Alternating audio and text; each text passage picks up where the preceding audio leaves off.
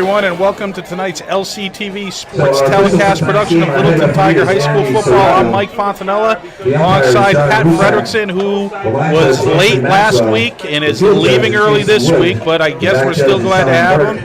As my father once told me, you get what you pay for, Patrick. Yeah, that's a good point, Mike, and we'll have to revisit that conversation we had in the car, but I'd appreciate it if you didn't tell people I had to leave at halftime. We're here at Oakmont. It's our first road test for the Tigers. Both teams come in at 1-1, so we'll see how the Tigers do away from the friendly confines of Alumni Field. Yeah, I think, Mike, what we're going to see tonight is actually a pretty good football team. Both of these teams struggled a little bit in week one, but both of them had really nice wins last week, and Oakmont is typically, they're a football town. You can see by the crowd here, they introduced their youth program, they introduced the youth cheer program, so it's really great to see. So I would expect this to be a pretty good game tonight. Yeah, plenty of guys on the sideline, so a healthy program for Oakmont. And the Tigers will receive the opening kickoff here. We're about ready to get underway. We've got a pretty good under the lights in Ashburnham at Oakmont Regional High School.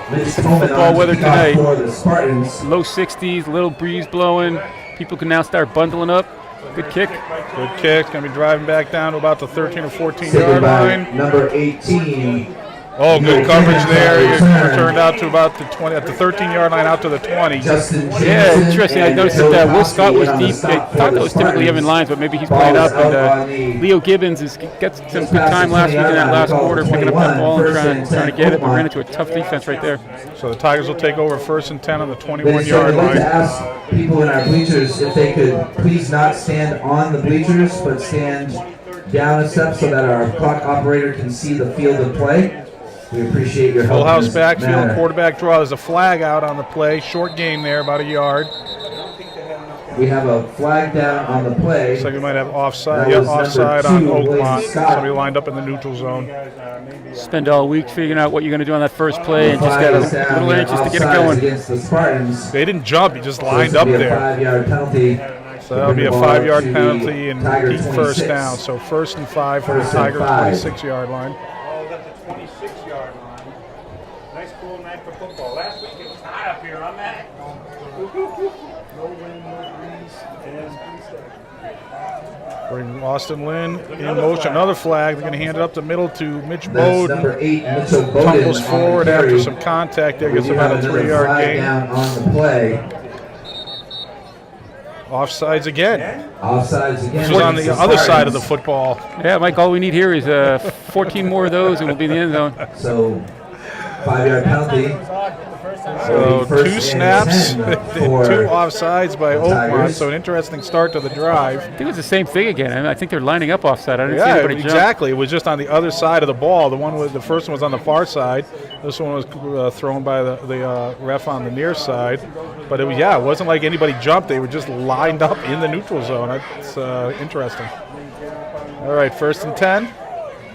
We're going to throw a little slant. Oh, well defended there. Pass is incomplete. For Will Scott, and Will on a little crossing route here, and get that one floating just a little bit in front of him. Right, you want to throw that one kind of down and in where he had decent inside position on the defender, but the ball was up in. To remind everybody, or let everybody know, I should say, that our field hockey team is running a bake sale coming up right across from the Oakmont.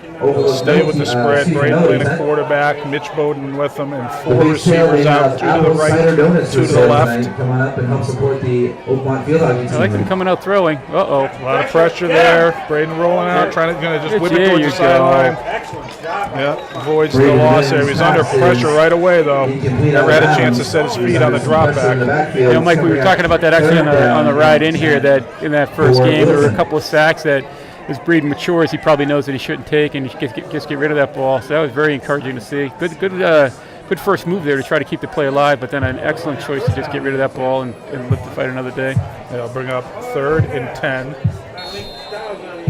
Oakmont's coming out playing some pretty tight defense here. Yeah, on the 2 run plays that they ran with the penalties, they really didn't get much yardage, so it's 2 incomplete passes after that. We'll bring up 3rd and 10. Braden's going to get some more pressure. We're going to get a holding penalty. Braden's going to pick up a first down, but that's going to come all the way back. Oh, he's going So this is Braden Lynn, who breaks a couple all tackles. the way for a touchdown, but And don't brings it celebrate in too much. for a Need another flag Tiger downfield. touchdown, but we do have a couple of flags on Going the to be some play. disappointed blue and gold people here in Yeah. about 10 seconds. Yeah. On the other hand, got a hold against Wilson in back. they realize if they can, secure that line of scrimmage and get downfield, there's room out there. Back there. But We got kind of block in the back, hole type thing.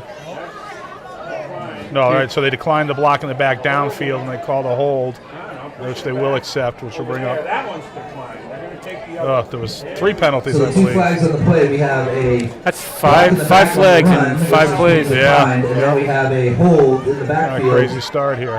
which will be accepted by the Braden's going to be about 80 years Spartans. old, and he's going to be talking about, hey, you remember that 70-yard run I had at Oakmont? And people are going to be like, nope. The one that didn't count?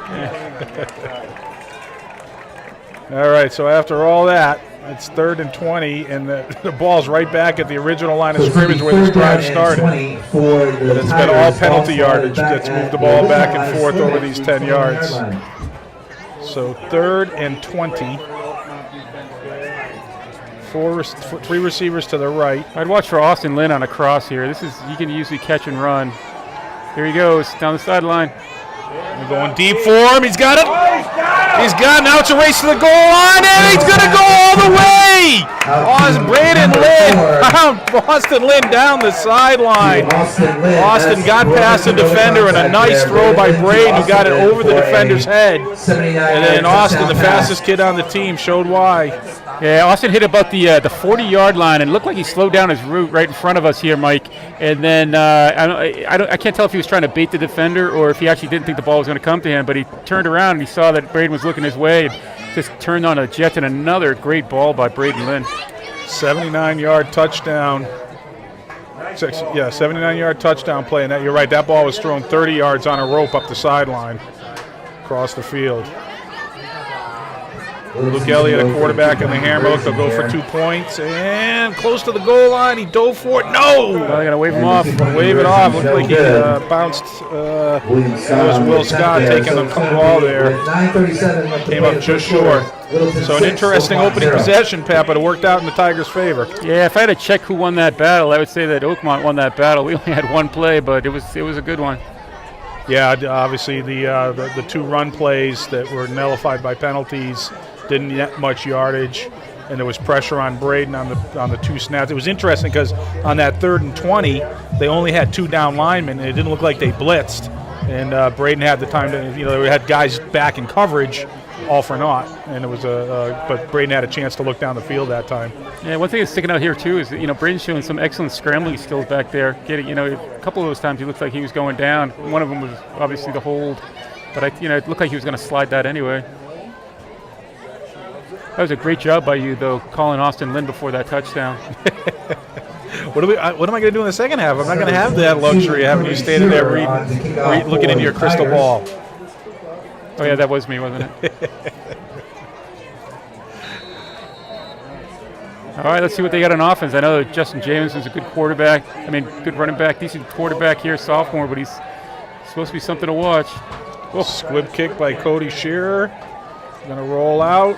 That's Picked Mitch up. Tillman on the return for About the a Spartans. 2-yard return. And He'll be he's down just over the brought down around 35-yard line, 35-yard about line. the 36. It'll be 1st and 10. So the Tigers on a Spartans. 6-0 lead on a big touchdown pass by the Lynn brothers. They'll now start their defense for the first possession on the Oakmont 36-yard line. 9:33 to go here in the first quarter. All right, let's see how this offensive line, if they get any penetration. This Oakmont line's supposed to be pretty good. Oh. Now Tigers are offside. About a 3-yard gain Justin there. Jameson on the carry for the Spartans. We have a flag down on the That was play. different. That time the Offside Tigers did against jump Littleton. as a unit, 5-yard penalty. trying to bite off that. Bring up 1st down Snap and count. 5 for the Spartans. Good, Dave. I hope it's not too cold up there for you. 5-yard penalty, bring the ball out over the 40 to the 41. 1st and 5 for the Spartans. Colton Boston, late in quarterback. He's only a sophomore. Two sophomores leading this game tonight. Oakmont will go with a similar look to the Tigers. They got two receivers to the right, two to the left. Protecting the equipment. They're going to throw, quick slant. Oh, a little too much mustard on that one. Also, its pass is incomplete, intended for So number kind of 11. mirror images of Drew the offenses there, Patrick. Going to bring up second down and We'll see 5. who can execute at a higher level offensively and who can step up. And we saw this, the Spartans get pressure on the Littleton quarterback on the first drive. See if the Tigers can respond to that. Interesting. Oakmont's first pass looked the carbon copy of Littleton's first pass. Good route by the receiver, Schutte, and just a little too much zip on it. Too much adrenaline going. 2nd and 5. Jamison. Oh, stacked up right at the line of scrimmage. Is that Timmy Kelleher? Justin Jameson on the carry for It was the Tucker to Spartans. Coast. Tucker the Cost on the stop. Yeah, Tucker to Coast in there with a For good hit Littleton. right at the line of scrimmage. So Gonna that'll bring bring up up 3rd and and 4, we'll call it. We'll call it I saw a 35, single number in there so too. I think it might have looking been on Luke Elliott coming in to help out. Just thought that was Timmy Kelleher, but or Kerr Boyle, maybe I was thinking.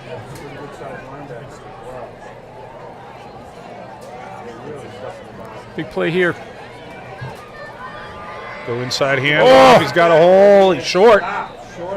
So that'll bring up 4th and about Justin 1 with the Jameson ball on on the the carry. Oakmont 45-yard line. It's going to be a 4th down See and what 1 Oakmont after decides to getting a 4 do on here the if I want to play. roll the dice. This is a tough place to go for 4th down. Looks like they're going to signal play in from the sideline. No real personnel changes there. Yeah, I think it's a little bit more than a yard too, Mike. Quarterback will go under center for this snap. I'm gonna try to draw him offside. Quarterback sneak. Oh, I think he got it. Looks like the quarterback sneak. He didn't get any more than he needed, but he might have got just what he needed. 1.1. Yeah, so a gamble on 4th down pays that's off a for the gain Spartans. of 2 on the Move the play. chains and keep the drive And alive. that gain is good enough The for first ball on the Spartans. 47-yard line. Yeah, if you're First wondering what and 10, Oakmont's mindset is coming into this game, you just got a good At the Littleton example of what they're thinking. 4th and 46. 1 early in the game on their side of the field and go for it. They're here to play. We'll go back to the shotgun look here. 1st down. And right up the middle. Oh, he's bouncing it to the outside. He's going to get up the sideline. He's boxed in there. He runs over. He's all the way down inside the 30-yard line for the Tigers. 3 Evan Lyons. Kevin Lyons finally got him on that edge, but not before he picked up 30 yards.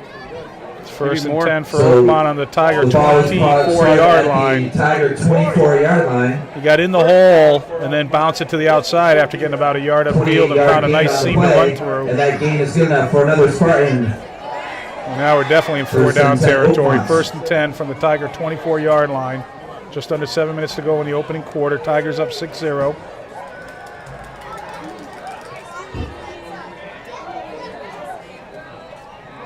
Oh, stacked up right there. Bossel's pass is incomplete. Pat Reardon coming off there playing him. He's a little undersized compared to the other guys. He's a very quick, athletic kid. He's come right off that defensive tackle position and nailed him for no gain. 2nd and 10.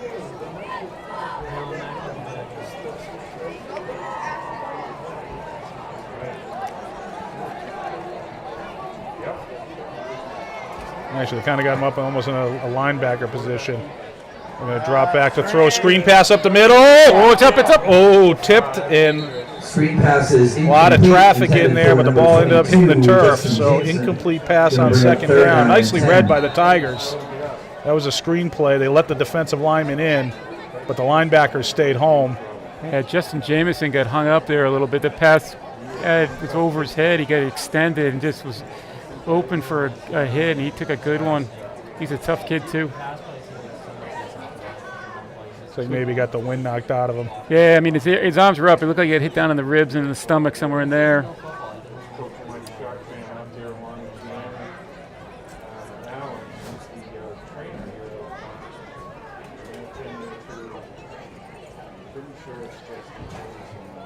So hopefully he's okay. He will have to come off for at least a play, and it's a big down. Well, it's 4 down territory, but 3rd and 10. But definitely, he's definitely one of their key offensive players. So. Yeah, I remember. I don't have the stats with me, but I remember looking at some big runs last week for touchdowns.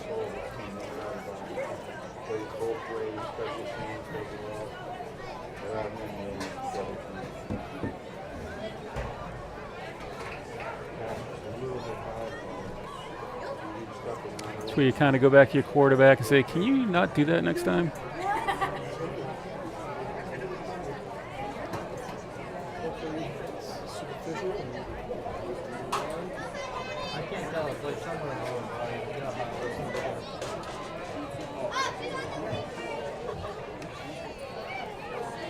I'm comfortable, Mike. You? Yeah, sorry. That comment, everybody, was Mark Corey was complaining again about the weather and his job, and I wanted to let him know that Mike and I are absolutely comfortable here, so he doesn't have to worry. It is a beautiful night. Looks like he's okay. He came up and walked. I'm going to guess he got the wind knocked out of him and just needs a minute to recoup and recover, but I'm sure he'll be back.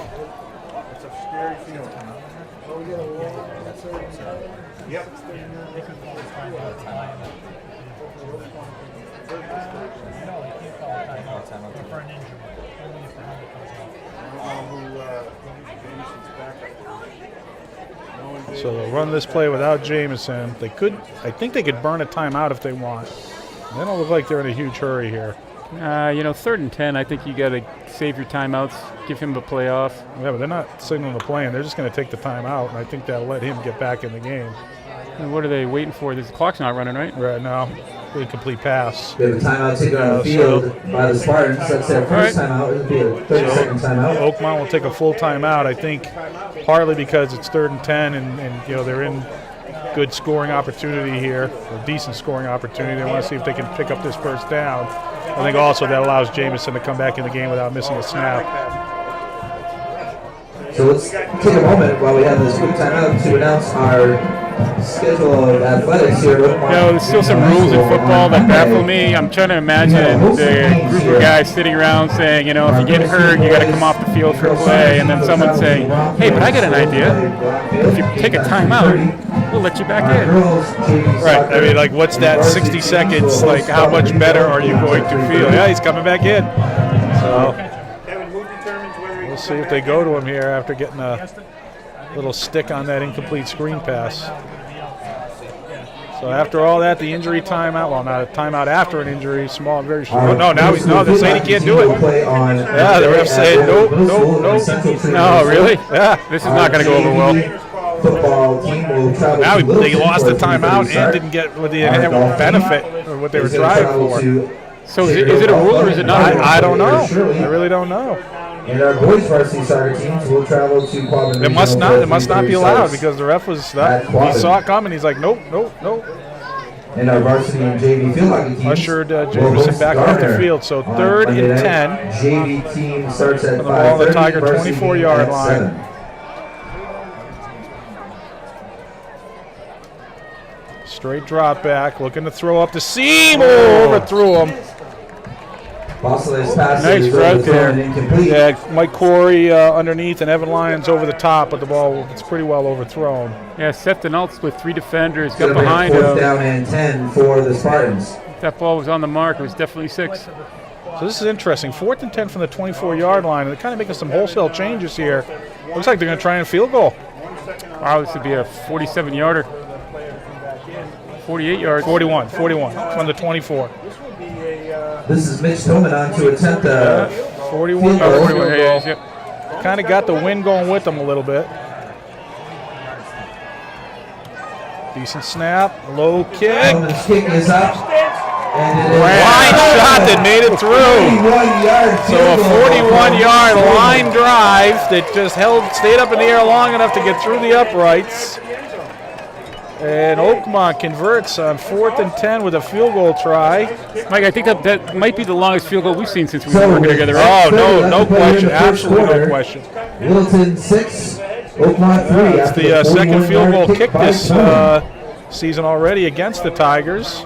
Wes Boylston hit one. It wasn't a 41-yard. I think it was more like a 20-something yarder at literally the last play of the first half in the opening game.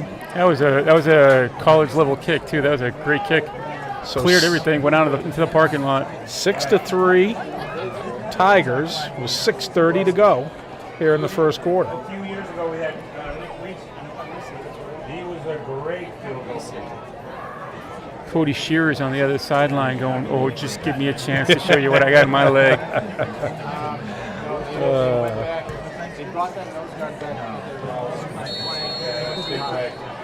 But good job of the Tiger defense. They gave up that one big run play, and then they, really, the first down. Oh, quick kick here. Nice kick.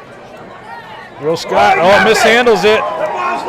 He's got problems now. Yeah, he picks it up on the 1-yard line. He gets stuck right out over just short of the 10-yard line. He tried to make an aggressive play on that. He had to cover a lot of territory to get squared up to the ball. Kind of went for a shoestring grab and missed it. Ball rolled down to the 1. So the Tigers will take over on the 9-yard line. Nice recovery by Will there to make something out of nothing. On those plays, he broke one tackle. If he doesn't break that first tackle, they're back on the 2 or 3 yard line. So. Right, exactly, yeah. So now the Tigers will take a timeout. Gives an opportunity to announce more. Slow-moving first quarter. Flags, timeouts, injuries. You know, we've been spoiled, right? The last few games have been run, and we've been home 8:30 or 9 o'clock. Middle school soccer teams will travel to. The problem is we got to drive all the way back over from Ashburn, and we're already facing a late night.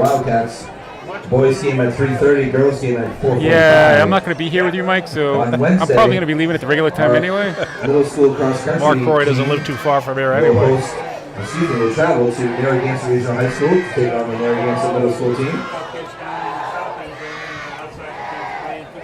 Our girls varsity and JV soccer teams. All right, so not sure what the timeout was there for, but coming out of the timeout, it is 1st and 10 for Littleton. And they will stay with the spread look, but with a full house backfield. Oakmont's only got 2 down linemen. Interesting defense. Oh, cut back there by Austin Lynn. He breaks a tackle. Falls down at the 25-yard line. Good run there. He was trying to get outside one more guy, and if he got outside him, I think he would have popped that. He was not going to get caught if he got out there. But a nice gain there for a first down. Takes the ball all the way out to the 25-yard line. So nice cutback there. He was starting to sweep right, and he cut it up early when he saw some daylight. Found that good seam and picked up a good gain there. You know, it's interesting. Oakmont's got 2 down linemen. He got to the 2nd and 3rd tier there pretty quickly. That's number Mitch 8, Bowden up the middle for about a 2-yard gain. For the Tigers. Yeah, it's an interesting look on that front there. Really only 2 down guys that are kind of tight. Maybe the B gaps. But definitely not on the outside. And then they're playing like 5-6 linebackers. Littleton similar look. That's a big running back. All right, 2nd and 8.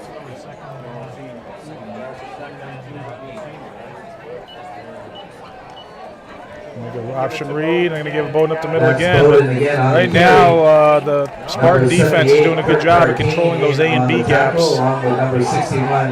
Yeah, you know, as soon as the ball is snapped, the linebackers in that 2nd tier, they're just coming up and taking every single gap away. So 3rd and 7. Ball's at the 27. 2 receivers on each side. Good time. Back to pass.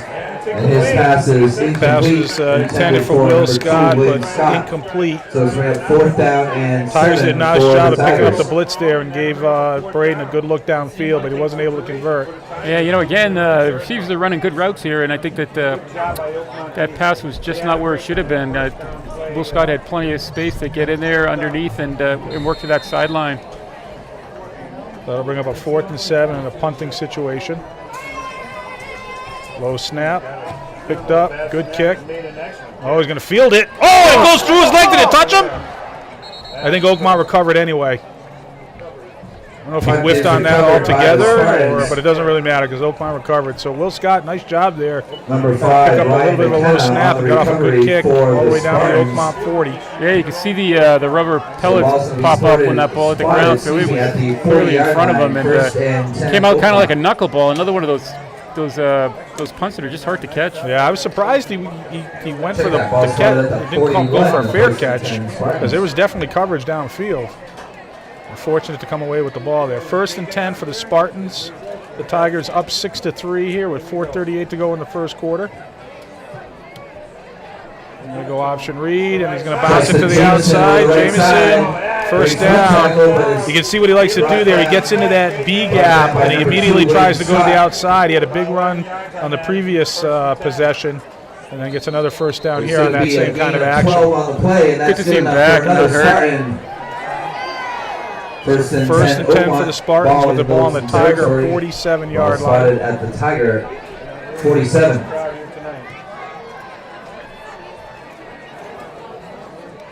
They're going to bounce him to the outside again. He's going to get another first down. He's brought down out near the 35-yard line. Number 8, Mitchell Bowden in on the stop. Chains are moving again. Yeah, 2 first downs by Jameson on 2 successive carries. Brings the ball up, nose of the football right on the Tiger 35-yard line. Ball on the Tiger 35. Oakmont offensive line doing a good job here. Oh, we got a false start by the left tackle. Looks like we have a legal procedure penalty against the Spartans. I can't remember when you're going good like Oakmont is and you get a penalty. Do coaches like that or they don't like that? So it's first and especially when you're running the ball well, because picking up 50% more yard, having it required to pick up 50% more yardage can definitely make it harder. Yeah, it just gives the defense, a chance to catch their breath. Yeah. So 1st and 10 now. 1st and 15 with the ball on the back to the Tiger 40. Gonna go read option. This time he doesn't get a chance to bounce it to the outside. Flag down again. On the carry, brought down for a short loss, but we do have a flag. They might call it chop block there. Huh. Yeah, it's Luke Elliott getting in there making that tackle.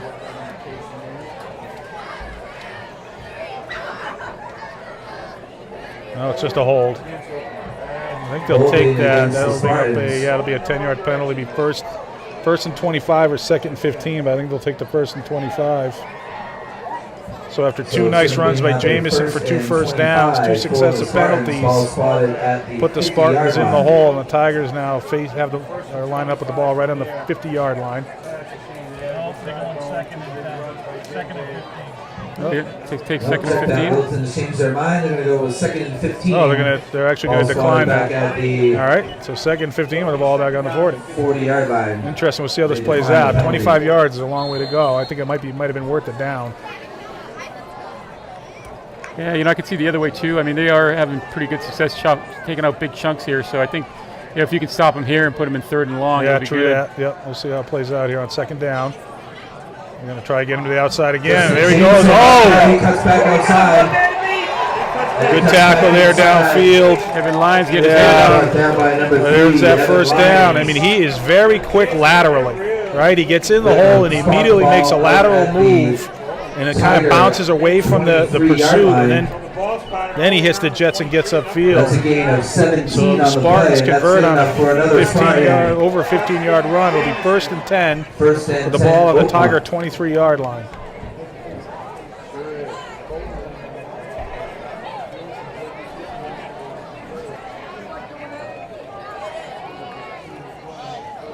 Ooh, Jamison was moving on that before the ball was snapped. Justin Jamison on the carry. Number 9. Get about a yard on that.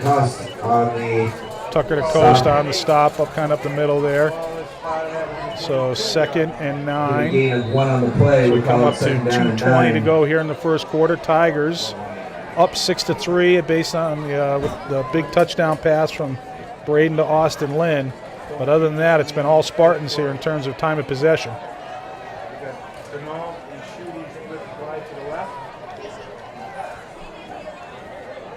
Give it back to Jameson again. He's looking to try and get to the outside. He gets a stiff arm. A couple of blocks from Denali. Gets inside the 10. So they had contact behind the line of scrimmage, but couldn't corral him, and he gets the corner and gets upfield.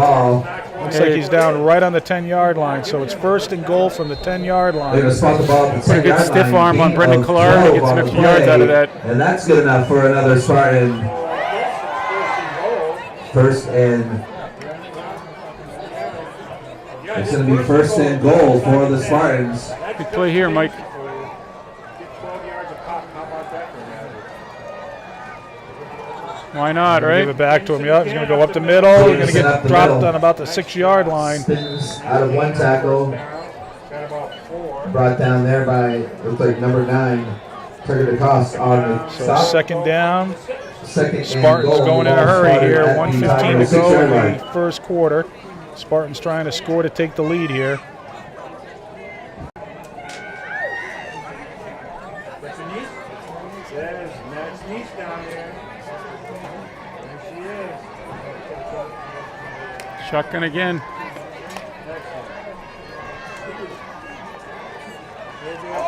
Oh, did the ball come out? Nope. But he's stuffed for no gain there. 3rd down.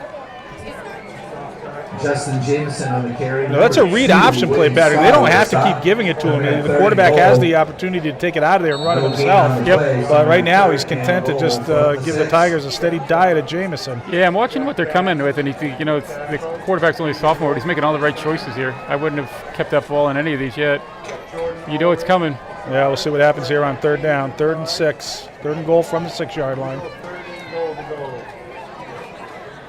Gonna stiff him up again. So they give it to Jameson yet again and get about a yard.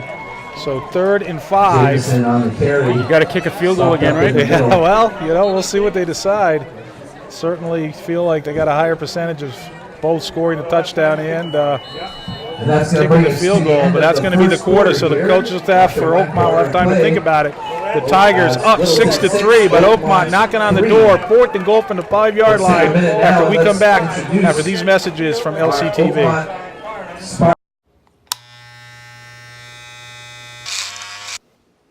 You've messed up your son's haircut. Mom? Do you A, try to fix it, Like it never happened. B, work with what you got, or C, show solidarity?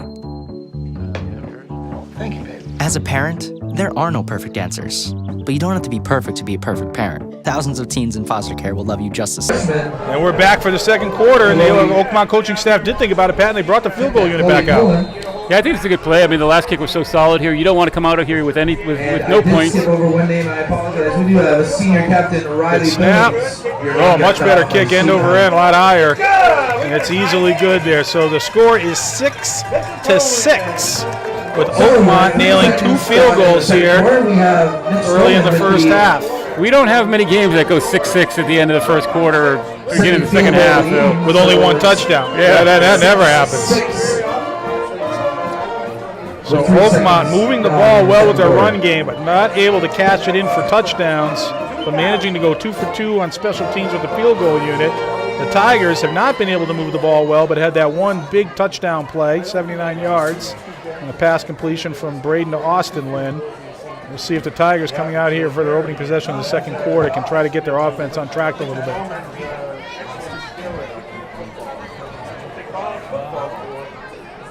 Littleton's now got the wind at their back. We'll see if we can bring out the field goal kicker and get a little payback here. I got to tell you, it's like a night of first, Mike. We've seen 2 field goals. I don't remember seeing that. I think I've seen more flags in this game than we saw in the 3 seasons we've been announcing together. Yeah, right. A lot of action early on. Back deep for the Tigers. Got under that one a little bit. Yeah, a little bit. That's going to land on the ground. They got to pick it up. Good job by Mikey Corey. Yeah, to get good that job ball. there. Yep. You got it. That's number 10, Michael Corey. I think he threw him out of And bounds. we got a flag. Looks like a late hit out of bounds. So that'll add up Against the 15 Spartans. more yards on that one. I think he was just throwing him over to the Gatorade. He looked thirsty.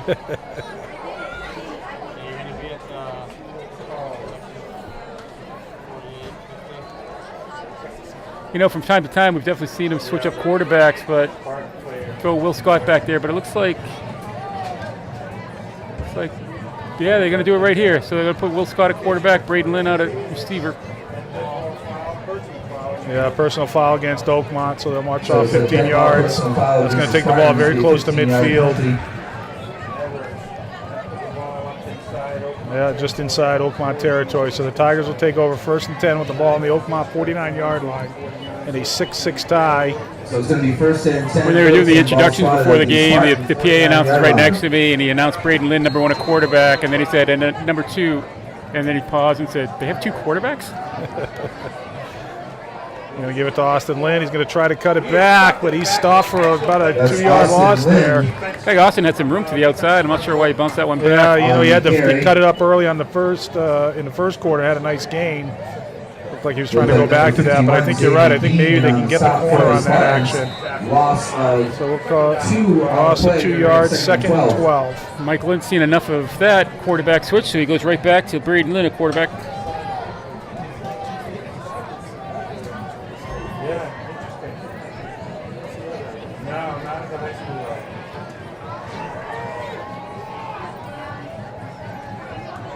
Throw, rolling a little to his right. He's trying to cut it up. Whoa! Throws a bullet, but it goes right through Austin's hands. Incomplete pass on 2nd down. Good job by the offensive line, giving Braden Lynn pressure there.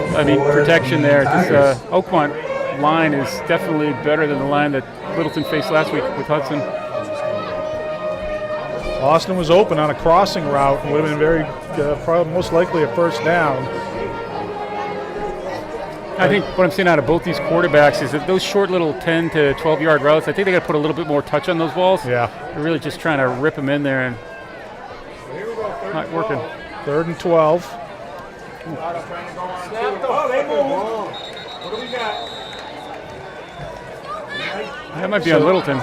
Yeah, there was Oakmont got in the neutral zone. It looked like they got back, and then there was some movement on the right side of the line. Let's see how they interpret this. You could argue that he was moved because of the action in the neutral zone. Yeah, they're having a discussion about it. It's not 100% clear cut here. I'm watching Austin Lynn, who I think went for Littleton, and his body language was telling me that it was on him. Yeah, they're going to call illegal procedure on Littleton. So that'll be a 5-yard penalty, so that's going to make it 3rd and 17. I think Austin, I mean, it may not have been on Austin, I think it was, but, to his credit, they jumped, and so we should be going. We should be snapping that ball, and I think he thought that was going to happen, and when it didn't, Oakmont got settled in. And timeout taken on the field. Yeah, 2nd time out here. I think Coach Lynn is feeling like, when we played the first game against West Boylston, there was a lack of execution, right? I mean, that was the biggest problem. We moved the ball, but we just had, a mistake on every drive that killed the drive, and they just couldn't, get that continuity of execution. Now they're in the 3rd game of the season, and Coach Lynn's a little more frustrated. I think he gave him the benefit of the doubt after that first game, but now not so much, and he's calling a timeout to tell them to get their act together. The other thing going on here, and this drives me crazy as a coach, and I know that they're young, they're still high school kids, but you never got to get rid of it. Is occasionally getting those games where things start to go wrong. That's fine. You try to fix it, but body language is a big thing. And I'm watching the frustrated body language of probably 8 or 9 of the kids out there, and you got to get rid of that, because now Oakmont's turning around and saying, oh, we're getting in their heads. You make a mistake, stay together as a team, you fix it. And I think that's what Mike is adding to this as well. Right. Yeah, you can't be a front runner all the time. You got to learn how to play in a type of game where you got to grind it out, and that's where the execution becomes even more important, right? Not making mistakes. Yep. Because you're playing against a good opponent, and you can't afford it. So here we go, 3rd and 17, coming out of the timeout.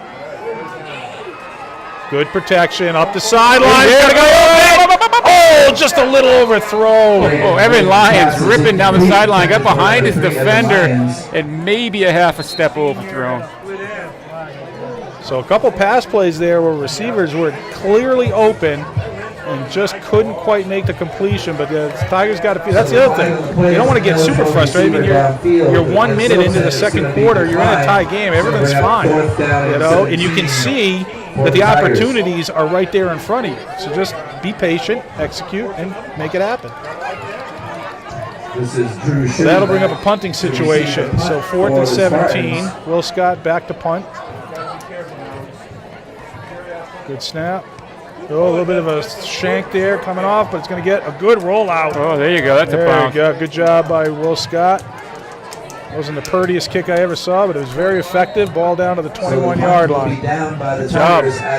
Twice now he's kind of picked up low snaps. That one, I don't know how that ball got as far as it did. Tiger defense coming now in the opening drive for Oakmont. They kicked a field goal on the first play from scrimmage here in the second quarter on a 4th and goal from the 5-yard line. They did a great job of moving the ball. It was all Cinemas for your generous donation to help support our Oakmont Booster Club Shack and Oakmont Athletics. It was all Justin Jameson on that previous drive. Let's see what they do here if they stay with it. 1st and 10 with the ball on the Oakmont 21-yard line. Yeah, now Oakmont coach is taking a disgusting timeout. A lot of disgusting timeouts. So it's going. Guys shifting around. 2 guys moving at the same time, and they clearly weren't all on the same page.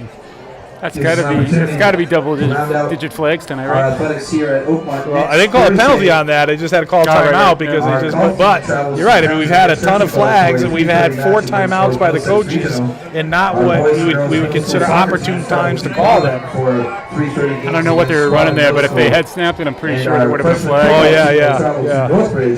All right. So 1st and 10 coming out of the 32nd timeout by Oakmont.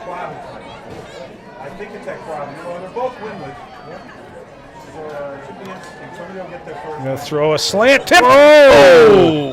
Bosler's pass is tipped and falls incomplete. Goes incomplete, tipped. Going to bring up 2nd On down. the scrimmage by one of the defensive linemen. 10. You know, Mike, I got to tell you that it was. I don't have him on the roster, 51, but you know he's done some hero that play, so he stayed engaged with Mitch Bowden on that block. When that ball went up, Mitch Bowden had a beat on it, and he drove Mitch to the ground. So 2nd and 10 after the incomplete pass.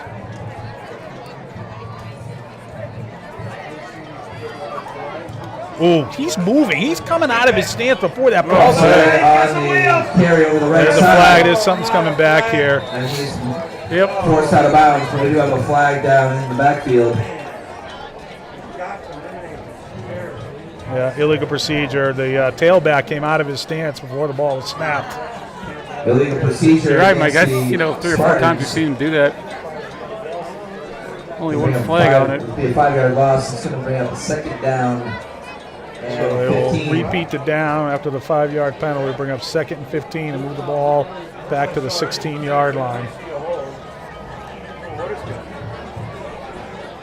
If I end up talking in my sleep tonight, I'm going to be mumbling 2nd and 15 all night. Having nightmares about it.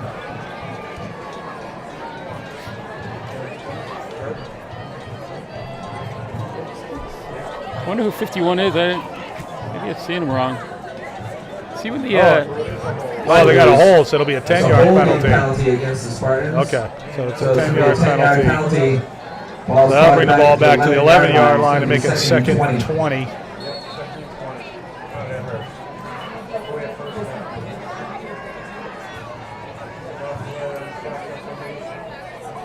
Jameson in motion, kind of coming back. They're going to look to throw. Slant! Oh, completed! Bosler's pass is complete. But an 11-yard gain there. Seth Denault. Yeah, they jumped for the ball and missed. 12 on the play. The ball was completed on the slant pattern. So that'll bring up 3rd and 8. So we got about 12 yards back on that completion. nice catch by Seth Denault there. He was a player in the first quarter who got behind the defenders, and the ball was just overthrown. So big down here for the Tigers. They can try to get a stop here and force a punt. 3rd and 8. I'm going to send Jameson to the outside. It's an option play. The quarterback's going to keep it. Oh, he's got a 1st down and more. He's going to get tackled, but they ran the option play and nobody took care of the quarterback. He advances the ball all the way down to the Tiger 45-yard line. So a big conversion there for the Spartans on a 3rd and long after facing a 2nd and 20. Good job by Austin Lynn to turn him back. Because Austin doesn't slow him down to turn him. He's gone. Look at him cleaning up. Yeah, we talked about how when was the quarterback going to make it call his own number. And that was the one right there. And it worked out very well for the Spartans. 1st and 10 with the ball on the Tiger 45-yard line. We'll come back to Jameson. Nice Tackle down from behind, yep. Jameson on the carry. That was Tucker to Coast taking him down from behind, right at the line of scrimmage. Second down and 10. I think it was Mitch Bowden, Short actually. gain on the play. It'd be 2nd down and 9.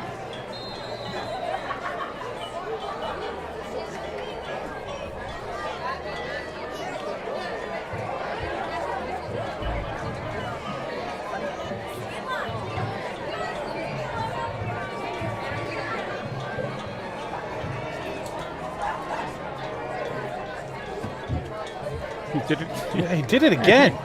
Jameson on the carry. He's going to get a gap, and he's racing up the sideline. He's coming out of that stand. He's knocked out of bounds. He's moving before that ball snapped. Absolutely. Michael Corey. Great ball. But he's all the way down inside the 10-yard line. Another big game by Jameson. The ball was spotted at the Excellent play. I tell you, Littleton's call it the 9-yard line. It's going to be 1st and goal. So 1st and goal from the 9-yard line. 7:48 to go in the second quarter. 6-6 tie. But Oakmont continues to have success on the ground. 1st and goal to go for They're the gaining Spartans. a lot of yards with that rushing attack. Led mostly by Jameson.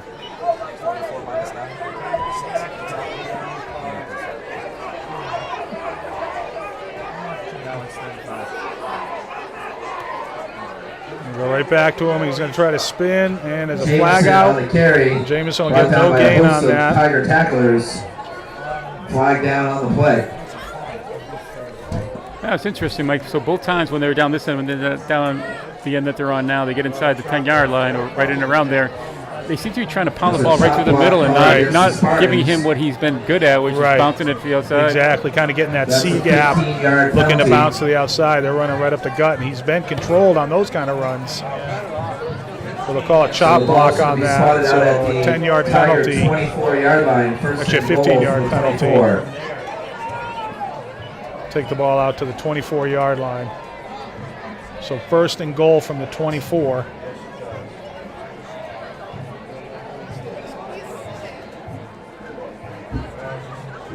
side by side, one engaging the defensive player low, the other one on the side. Another screen pass. Oh! Good job there.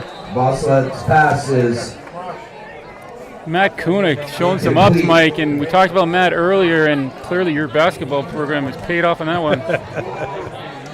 Yeah, good job staying home, getting his hands up, recognizing the situation. And Tucker to Coast got some pressure on him, put a smack on the quarterback. So incomplete pass will bring up 2nd and goal. Of course, if Kuna had grabbed it, he'd still be running like slowly towards the goal line. Flag on the play. All right, here we go. 2nd and goal from the 24.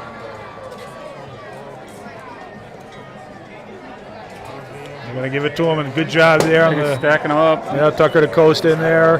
Luke Elliott. Justin Yeah, Jameson Luke on the Elliott, so carry. no gain there. Short loss on the 3rd play. and goal, Gonna be a actually, third lose and about a yard from the 25-yard goal line. from the 25. I think so. Going this way, they are kicking into the wind. From where they are right now to 25, you're looking at like a 42-yard field goal, Right, exactly. which he clearly had the leg going the other way. Looks like they're going to take another timeout.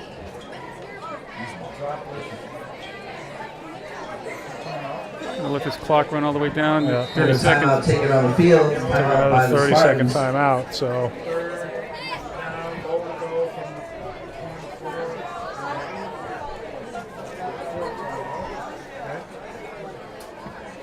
So the 3rd timeout by the Spartans here in the first half. 6:27 to go in the opening half. A 6-6 tie. I'd like to remind everybody that the Oakmont Overlook Marching Spartans Melody Tent is open this evening. Come up and grab some homemade foods for I think sale. they're going to go a little bit Support deeper in the Oakmont playbook here, Overlook Patrick. They need to go. Marching I mean, they got Spartans. two thoughts here, right? They Our can Oakmont try to field score a hockey touchdown team on is a running on a big play sale this evening. deeper in the Come on up playbook, and or they can grab try to some snap freshly off, baked goods. Support our Oakmont 10, field 12 hockey yards team. and make that They're an easier also field goal try. selling They have a kicker who can clearly has game, so it adds another dimension to how you approach these kinds of situations in this part of the field. We don't typically have to think about. It's a good point, Mike, about trying to chew something off for a field goal here. I would, this ball should be going to Jamison. And I would swing him out and throw him a little pass in the backfield, let him run with it. extracurriculars here at Especially Oakmont. going, kicking into the wind, like you said, in this quarter versus the other quarter. It's going to be a tougher try from this far away. Let's see what they do here coming out of the timeout. And they're going to run it with it. He's going to get stacked up. Justin Jameson, he's Luke Tornell getting in there. Yeah, Luke backfield. Tornell coming in there, making a good hit in the backfield. So number actually now it's 64, all the way back to the Kyle Supernaut on the right to the 25-yard line. So 6:11 to go. Fourth and goal from the 25-yard line. Be a 42-yard try. He had the leg to make that with the wind. It looks like they're going to decide the wind is too much of a factor here. They will run a play on 4th down. So the Tigers clearly in prevent mode here. Spartans have to score on this play or the Tigers get the ball back. Here, you want to put this in the end zone, right? They're going to throw it down the middle of the field. A little good coverage. Good job there. Let it go incomplete. Actually, that's a good idea to let it go incomplete, too. Not make a try for it. They'll take over on the 25-yard line. So excellent defense there by the Tiger secondary. And the Tigers, again, even though Oakmont is moving the ball, they cannot convert to a touchdown. They had 1st and goal from the 9 and took a bad penalty and backed them up and couldn't get anything going after that. So it's going to be 1st and 10. So with 5:35 to go in the first half, the Tigers will take over with the ball on their own 25-yard line. The offense really hasn't been any more effective than the defense other than the touchdown pass. See if they can get it going. Will Scott will run the ball and he's going to get stacked up. So they Thought the ball came out. Number 2, William Scott on the carry. Kurt Carkane in on the stop for the Spartans. Loss of 2 on the play. Gonna bring up 12, 2nd and 12. The ball back to the 23-yard line.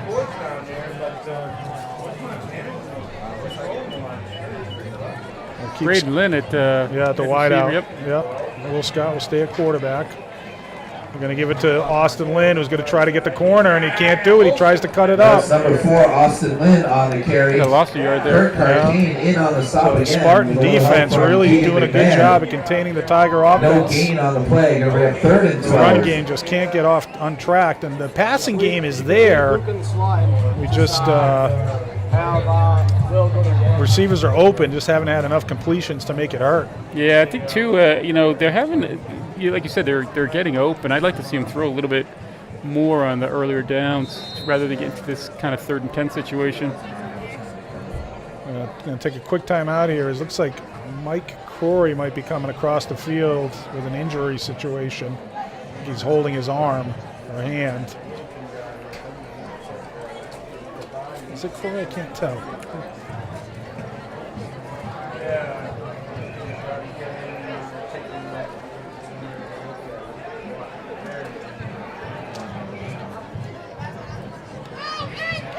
So they're burning the popcorn again downstairs.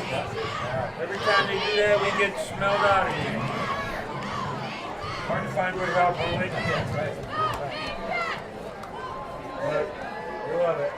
Nothing like Oakmont football. Been doing this for Mike and I are trying to figure out who it is that came across the field injured. Looks like you're right, like a hand or maybe even a shoulder. always burn the popcorn once Looks like he might be, definitely holding his right side.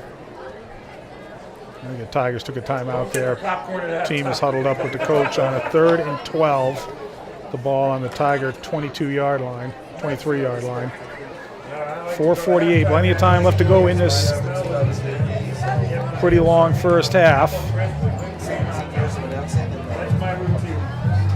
Braden Lynn will come back at quarterback in an obvious passing down here. They'll send 3 receivers to the left side. Yeah, I didn't get mine.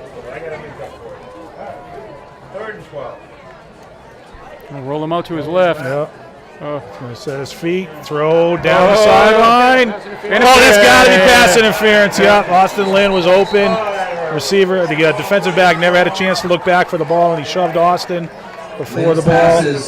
Oh, now they're going to call an unsportsmanlike conduct penalty on the coach for vociferously objecting to the call, which was a fairly obvious call, Patrick. I don't see what the argument is. yeah, I don't really see what he's angry at there. Clearly the ball was underthrown, but the defender never looked back and, just got his hands up in the face and clearly to the receiver. Yeah, he shoved Against the him. Spartans. I mean, it's an easy call. Right, you could, when that ball was in the air, you can almost see that play developing. I don't really know what the argument is against that. But as a coach, you don't want to be doing that either, right? 4 minutes to go. You got the team's going really well. Yeah, exactly.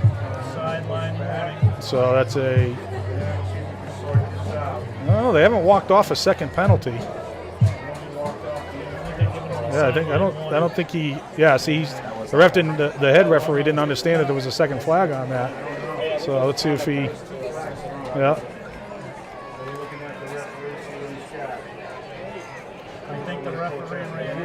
Oh, look at this! He's still yelling at the ump. Definitely be careful here.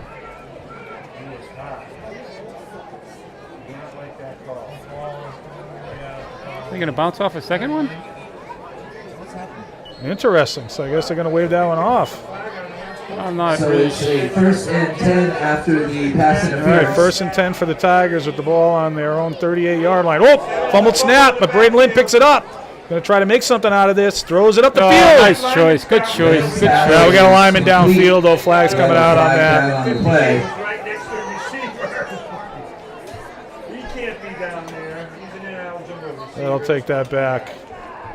Yeah, ineligible receiver Ineligible receiver downfield. downfield. Penalty against Like the Patrick, I'm really Tigers. confused because that coach was clearly yelling at the ref who threw a flag. Right. You know, and then he gave and it then to he him yelled again. Yeah. I really don't understand why they felt like it was appropriate to not follow through with that 5-yard call. penalty to bring up 1st and 15. 15, the ball's at the 33. All right, 1st and 15 after that penalty.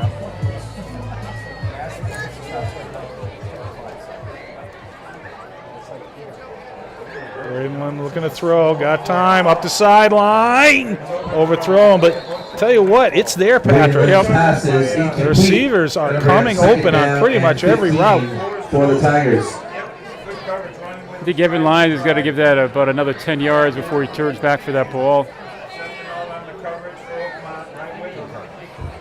So 2nd and 15 with 4:10 to go here in a tie ball game, 6-6.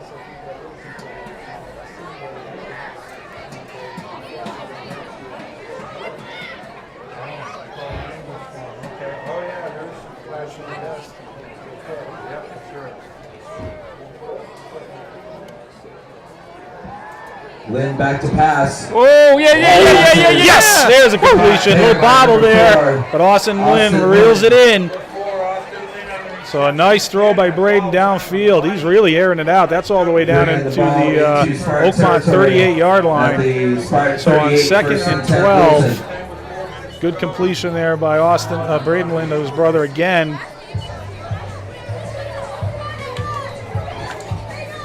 Mitch Tolman with that nice tackle. They're going to keep throwing the ball in the air, going down the sideline again. Yeah. Oh, what a great catch and a great throw. Evan Lyons has been beating that guy, just couldn't quite get to the ball. But this time it finally pays off. The Tiger passing attack, clicking on 2 big plays there, and Evan Lyons reels it in. Nice concentration there, picking the ball out of that night sky. That was a great ball, and you know that's the kind of pass that I think as Braden gets older, he's going to be able to throw more consistently. You know, the perfect arc on that one, let it come right down to Evan Lyons, let him make a play on it, not underthrowing it, but not gunning it past him. Good to see.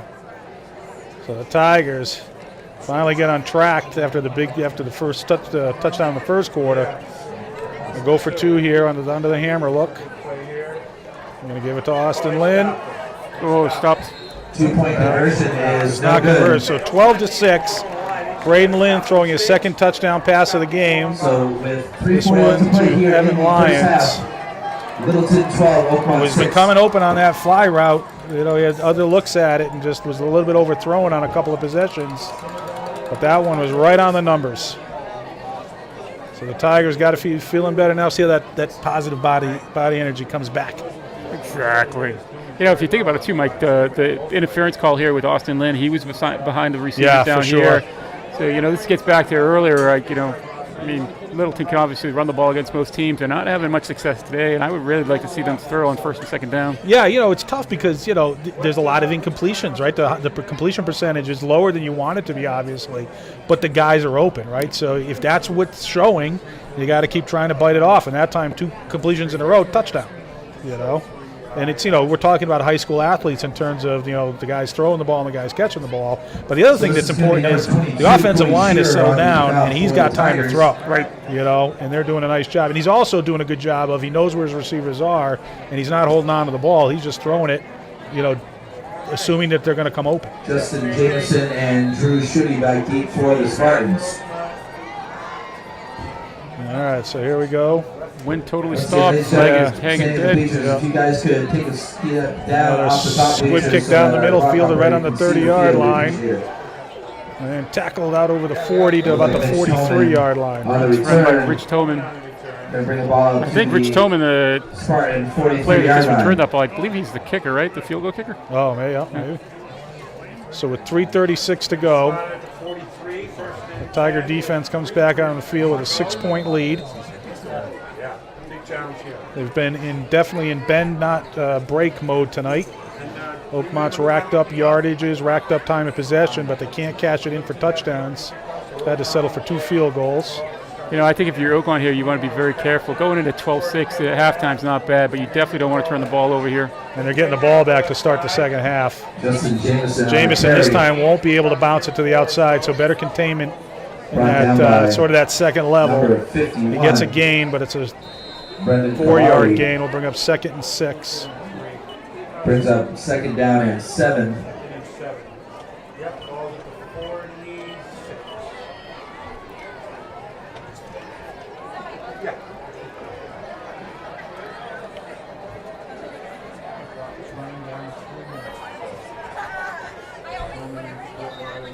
Oakmont's going to take another timeout here. Timeout taken by the Spartans. We're in 3 minutes to go, Pat. Like you say, I mean, they got to think about how they want to end this half. The problem is they're not going to be able to manage the clock as well as they would like to because they burned quite a few timeouts here in the first half already. Yeah, and it's got to be in the back of your head that if you give Littleton any shots with this ball, that they clearly could get the ball down the field in a hurry. So, be interested to see what they come out here with.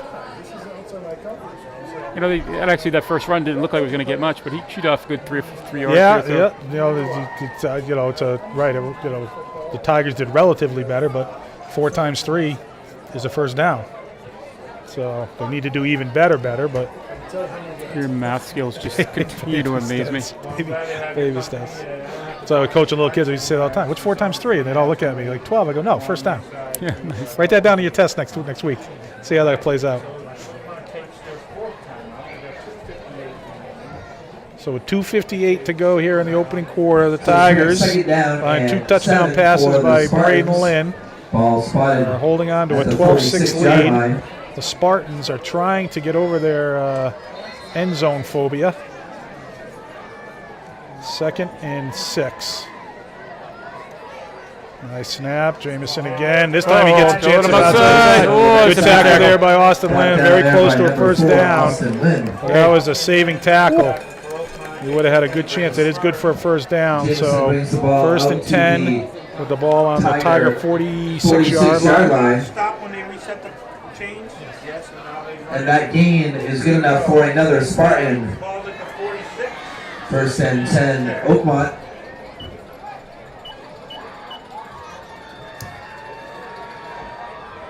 They'll bring Jameson in motion this time. Let's see what they do. They're going to look to throw down the middle of the field.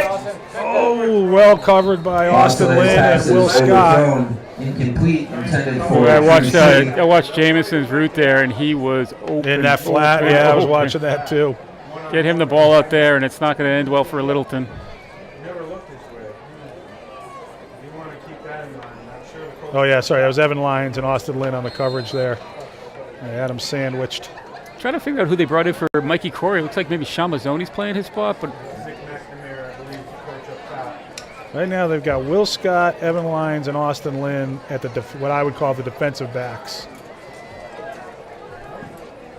All right, 2nd and 10 with 2:29 to go here in the first half. We'll play action into the flat. pass out Oh, a couple to missed tackles City. and a short gain there. Forced out of bounds Well read, good pursuit by the Tiger by defense. number 8, Michael Bowden. Did about 2 yards, and the clock will So it's continue gonna to bring up run third with down 2:10 to and go 9 here in the after first gain of half. 1. 3rd and 8, 7. Ball on the Tiger 44-yard line. A big third down play here for the Tigers. See if they can get out of the half with the lead. They get a stop here. That would be a pretty good chance for that.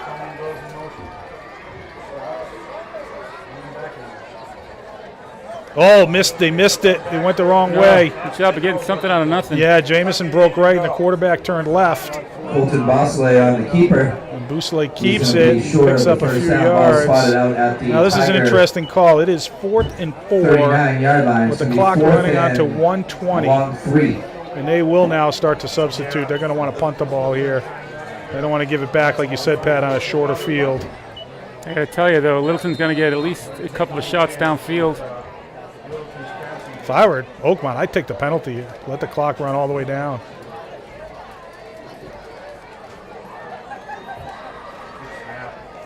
Oh, shank kick. Get out. Oh, that didn't go anywhere. 25-yard line. Yeah, it's about a 15-yard kick maybe. Punt goes So with out of bounds at the 54.9 seconds to 30-yard go, line. the Tigers will take over with the ball on the 28-yard line. So the ball's going to be spotted at the 28-yard line of the Tigers, 1st and 10, Littleton. Let's see if they can get some good pass protection, Pat, and let Braden take a look downfield again.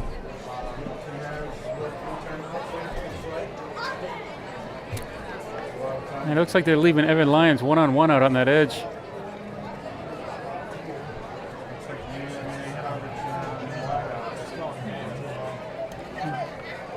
I'll throw a quick slant to the sideline. Austin Lynn's going to get up the sideline. Oh! Get out of bounds. Right at midfield. Austin Lynn on the He stepped out of reception. bounds, yeah. Just short of the 45-yard line. Pushed That out of last bounds out of juke the he made, he actually 45-yard stepped out of line, bounds. 1st and 10, So with Littleton. 47.4 seconds to go, they pick up a first down, advance the ball to their own 45-yard line. Throwing the ball underneath there, but good for a first down.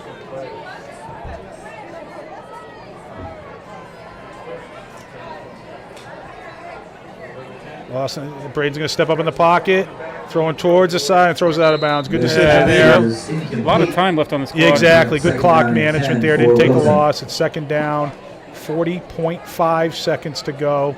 2nd and 10 from the Tiger 45-yard line. Nice job sliding up into the pocket and then took one more quick peek downfield. Didn't see anything that was worth gambling for and just chucked it out of bounds. I like the way he felt that pressure coming from the outside and just stepped up inside the pocket there. Actually, you know what? I'm going to bring it down to you so they can come get it. I'll go down and circle. Looking down. Oh, he's there. He's there. Oh, good Pressure. try. Oh, he tries to throw it there. I think they're going to call intentional grounding. Yeah. On the play. Evan Lyons got behind again. Good job by the defensive line to wrap him up.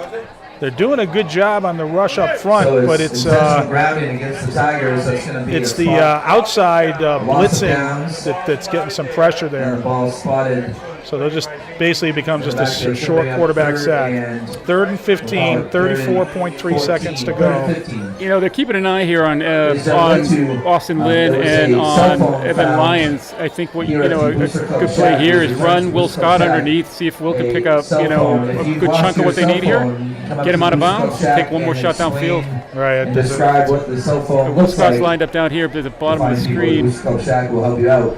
Once again, if you've lost your cell phone, I like this matchup down you here. found a cell phone inside the Booster Club Shack, come on up and They're gonna describe run it. the lost phone. And they're going to get a penalty. And they'll hand it over to They're going to you. get a holding call on the Tigers.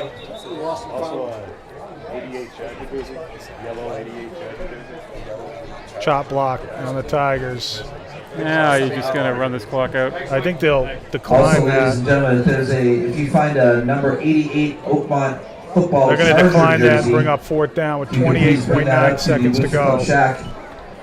So the Once Tigers, again, a number 88 Oakmont Charger.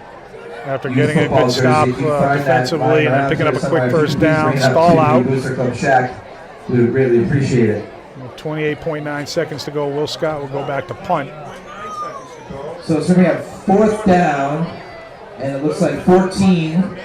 Check that, 4th and 15. Clock is running, Mike. I got to feel like both teams are happy to get into the locker room and try to figure out the second half.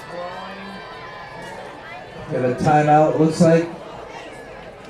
It's got to be a timeout, Littleton. I think Oakland had his Timeout mark. taken by Well, I don't the know Tigers.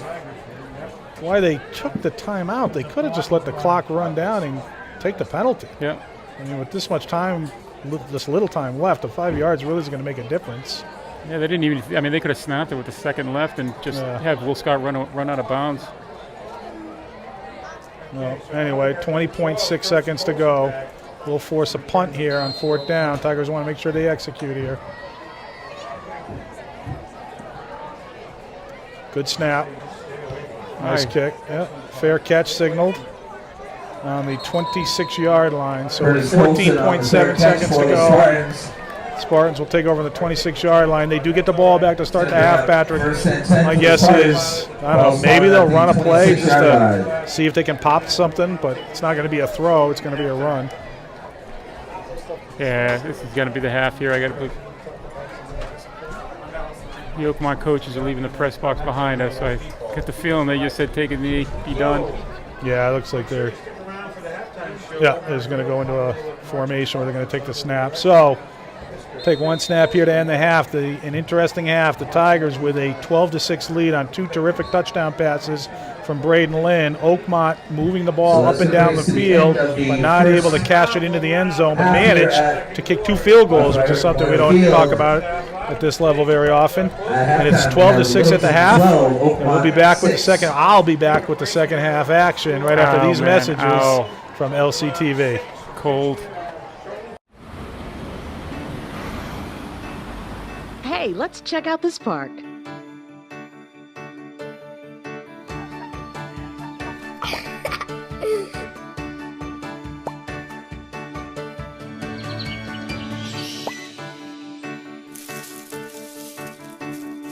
Oh, wow, that's really cool.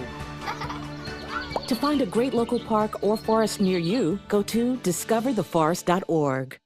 Hello, everyone, and welcome back to the second half. The Tigers with a 12-6 lead here in Oakmont for their first road game of the season.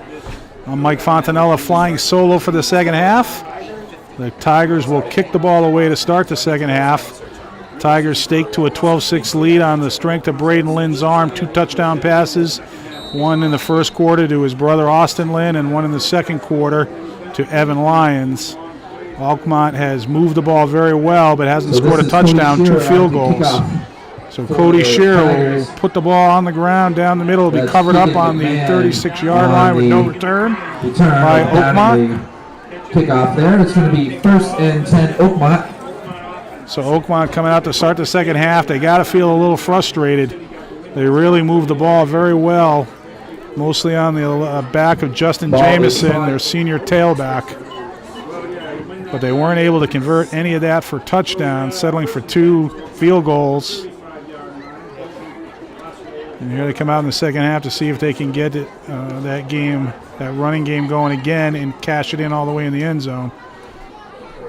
1st and 10 from the 34-yard line. And they'll go right back to Jameson. He's going to get stacked up at the line of scrimmage. That's Jameson on the carry for the Spartans.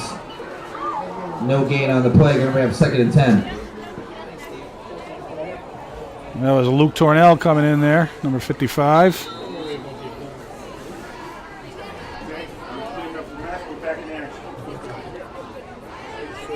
So no gain on that. We've actually called a loss of a half a yard. So it's 2nd and just a little over 10 yards to go here.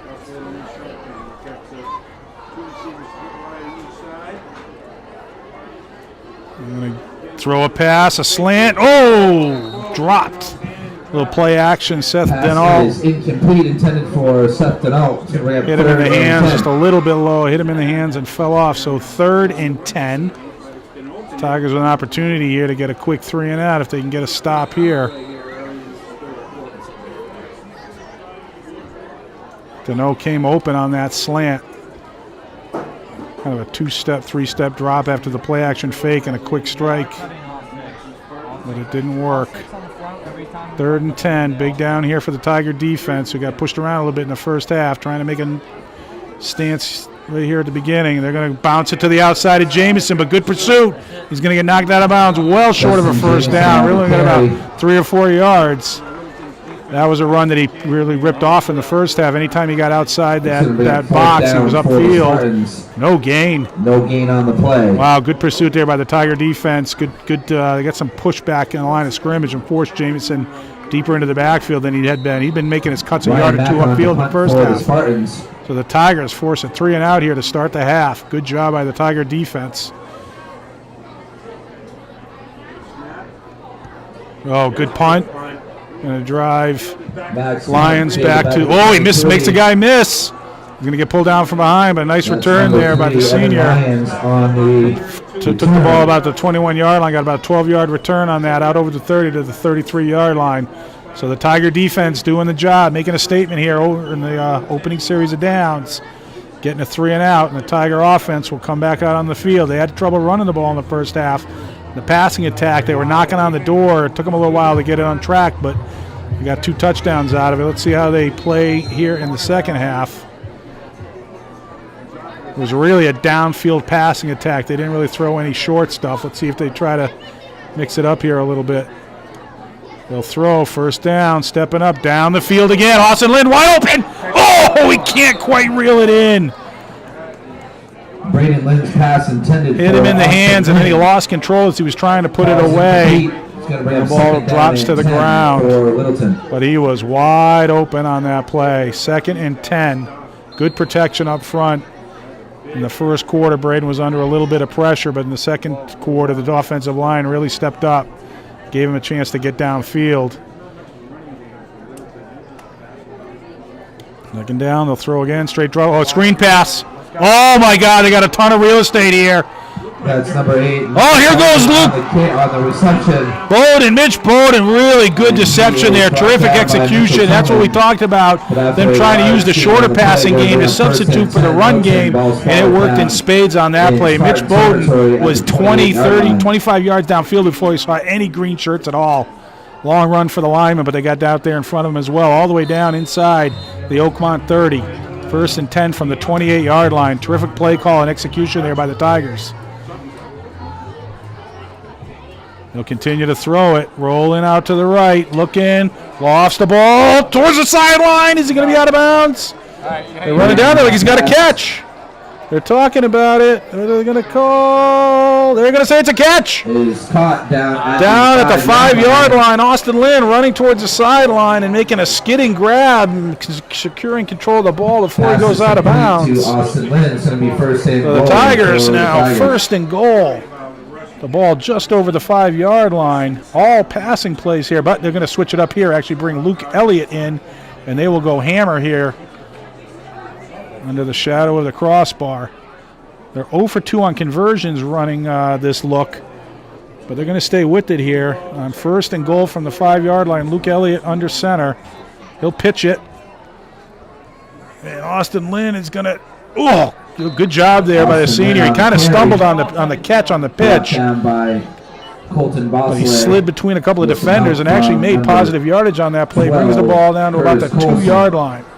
Going to be 2nd down and goal. So the Tigers switching up their look here. From the 1.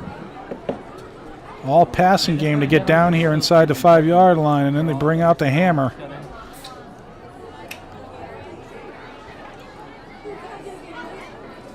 Austin Lynn and Will Scott at the tailbacks. Mitch Bowden fullback. Quarterback sneak. Austin Lynn moving forward. Luke Elliott on the quarterback sneak, and he's in for a touchdown. That's Braden Lynn. So a terrific start here to the second half. The Tiger defense opening up with a terrific stand, 3 and out. Not giving up a single yard of gain on that first series of downs. And Braden Lynn with some terrific passing and a nice play call on the screen pass that got him down inside the 20. And Austin Lynn with a terrific sliding grab on the sideline puts him inside the goal line, and then the offensive line hammers it out the last 4 yards with Luke Elliott, the senior hammer quarterback, taking it in on a quarterback sneak from about 2 yards out. It's 18-6 with the try to come here. They'll stay with the hammer look. 2-point conversion.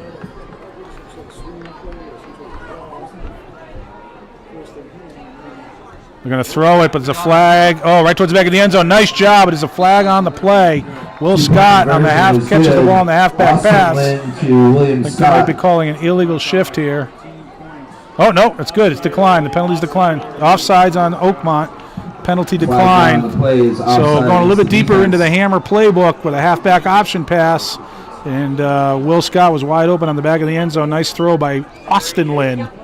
So both the Lynn boys have pass completions tonight for we found the number 14 points worth of scoring. So and the Tigers take a 20-6 lead here, just over 3 minutes into the opening, the second half. Really an excellent start. Just exactly the way Coach Lynn could have scripted it, or would have scripted it if he had the option. 3 and out, no yards gained on the opening series of downs by the Oakmont offense against the Tiger defense. And then a lot of positive plays by the Tigers, first with the passing attack, and then finishing it off down by the goal line with the power running game. All right, so Littleton will kick off here from the 40. This is Cody Shearer again to kick off. All of a sudden, it's a 14-point lead, kind of a 2-score game here. Cody Shearer on the kick.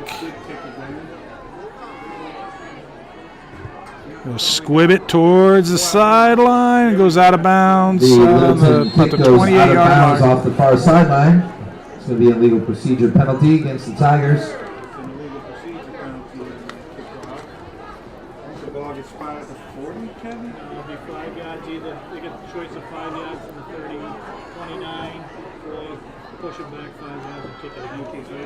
Looks like they're gonna. Looks like they're gonna kick again. Yeah, they're gonna push him back 5 yards. They have the option there. They can take it 5 yards up the field from where it went out of bounds, or they can push the kicker back 5 yards, kick from the 35 and re-kick. And that's the option they'll take, because they really want to get the ball on about the 31-yard line if they took the penalty yardage.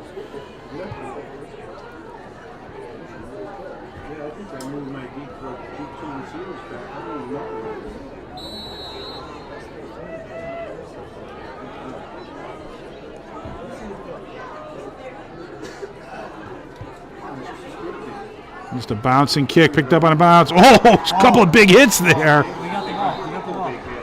And the ball will come out to the 40, so about a 9-yard gain there from where it went out of bounds. That's or an 11-yard gain. So the Oakmont will take over here with the ball on their own 40-yard line after being stymied on the opening series of downs, so the Spartans will, which was a bit of a surprise after the way they moved the ball in the first half.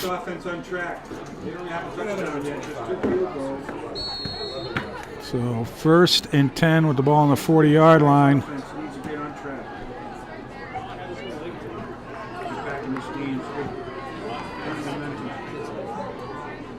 Oh, that's a dead ball. That's a dead ball foul. The quarterback rocking forward, waiting for the snap. 5-yard penalty. So the Spartans, talk about how the Tigers got off to exactly the kind of start they wanted. Conversely, the Spartans are really not getting off to any kind of start that they would have wished for. No yardage on the first series of downs, giving up a touchdown on the opening drive by the Tigers here in the second half, and then a penalty on first down. Really an unforced error there. We'll bring up 1st and 15. The ball back to the 35-yard line.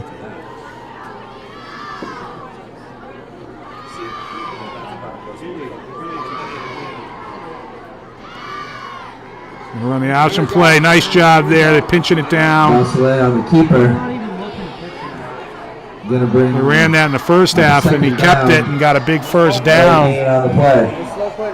This time he's stuffed for about no gain at all. No yards there by Colton Beausoleil, sophomore quarterback. Looks like an option, like he could have pitched it if he wanted to, but both times they've run that, he's carried it. 2nd and 15.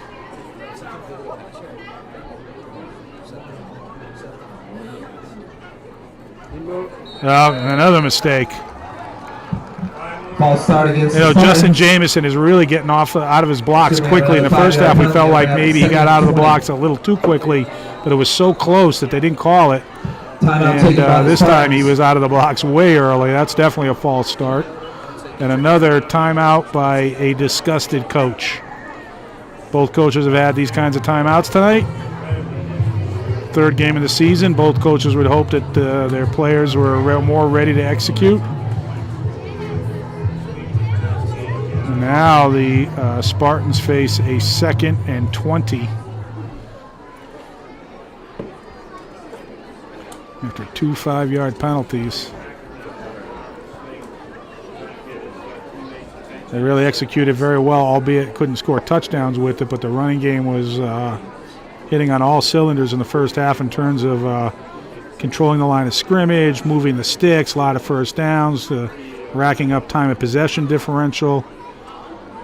Now down 14 and making these kind of putting themselves in the hole. It's harder to rely on that running game when you're facing 2nd and 20 than it is when you're 1st and 10 or 2nd and 4. Let's see what they do coming out of the timeout. I'm going to try to run it.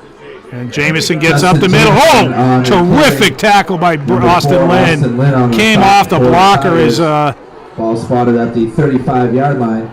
Jamison tried to bounce to the outside, but Austin very quick there coming off the block, and a terrific open field tackle that saved a big gain. It's about a 3 or 4 yard gain. I guess we'll call it a 5-yard gain. 3rd and 15 now. Nice play there by the senior defensive back. Big play. See if it pays off here, keeping him in a 3rd and long situation. They're going to try to run an option there. He's going to get run down by Mitch Bolden. Really no gain there. He ran the read option and took the ball himself. It's the first time we've seen him do that. Oh, now we got a penalty after the play. I think it's getting a little chippy out there. Oh, now we got another flag. I think we're going to have, now we got another flag. Flags everywhere on the field. We'll see they're gesticulating towards the Oakmont sideline. There was some dust up there. Excuse me, in the first half on the sideline where the coaching staff was very much objecting with the way the game was being called. So what do we got here? Personal foul going to offset. The Tigers took an unfortunate. Oh, wow. So there was 2 on the Tigers so the flags and 1 on Oakmont. 1 against Oakmont, 2 against Littleton. Yeah, that's unfortunate because that's going to be an automatic first down. And the Tigers would have forced Oakmont into another punting situation.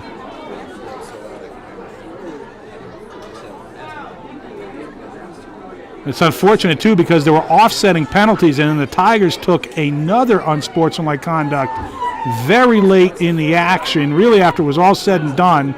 It really wasn't anything that was happening between the two teams. It was, I think somebody just kind of opened their mouth a little bit, and a referee heard it. Which I find kind of unfortunate. Well, what are they doing here? They're talking about it.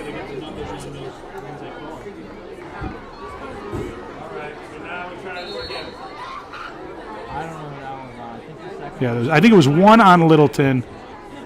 Oh, they ejected a player.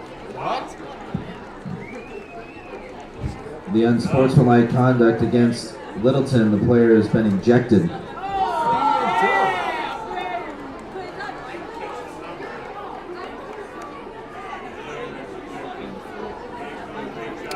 So, very significant, potentially significant turn of events there. The Tiger defense really rising to the occasion coming out of the halftime and looked like they were going to get their second stop. Instead, they lose their composure in a spectacular fashion and give Oakmont a new set of downs. 1st and 10 with the ball on the Oakmont 49-yard line. And it looks like they lost Evan Lyons for the night.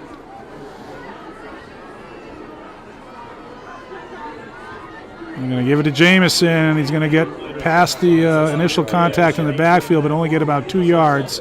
Advance the ball just over the midfield stripe. So the Tigers need to get their composure back here for many different reasons. It's one thing to talk about the outcome of the game, but really they need to be stronger representatives of the school and the sport that they love to play. So 2nd and 8.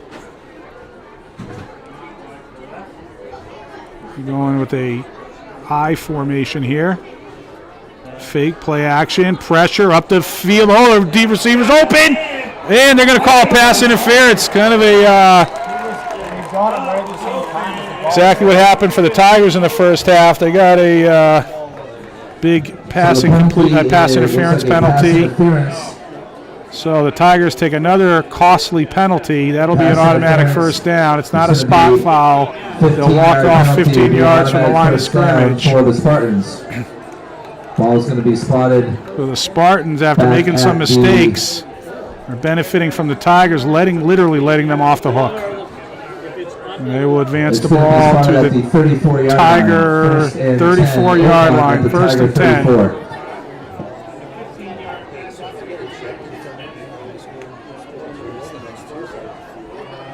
Tiger defense trying to get themselves back in order here after getting off to a terrific start to open the half. Now they're back on their heels a little bit.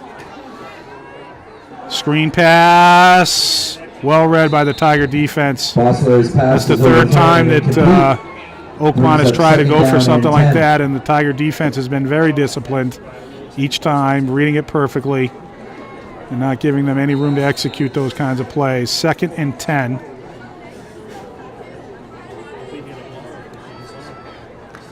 .501 here to go in the third quarter. Tigers with a 14-point lead, 20-6.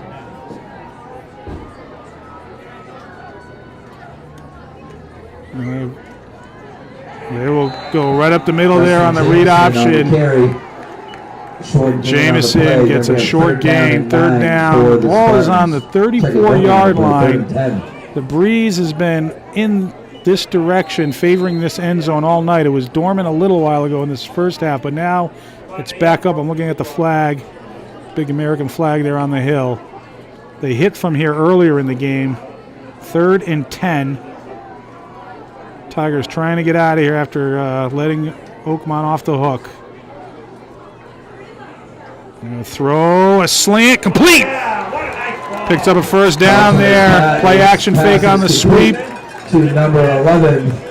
And the ball completed down inside the 20. So a big third down completion there by Oakmont on a pass play. They've been running the ball all night. But a nice throw there by Bousselet. That gain is good enough for a Spartan. It's a Spartan first down on the Tiger 18-yard line. Spotted at the Littleton 18.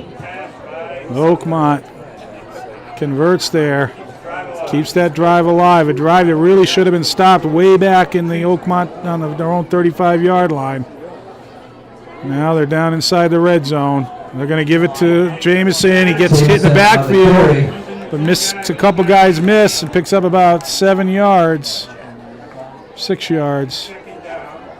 So 2nd and 4 from the 12-yard line. We'll give Jamison a gain. 6-yard gain there by Jamison. So good pressure by the Tiger defensive line. But he made a couple guys miss in the backfield and got upfield and finished it off with a 6-yard gain. So 2nd and 10 from the Tiger 12. 2nd and 6 from the Tiger 12. 2nd and 4.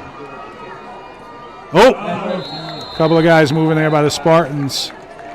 So that'll negate 5 yards of that gain by flag of the play, false start against Jamison on the previous play. Take the ball back outside the 15 to the 17-yard line. 2nd down and 9. Coming down on 3 minutes and 15 seconds to go. The clock is running here in the third quarter.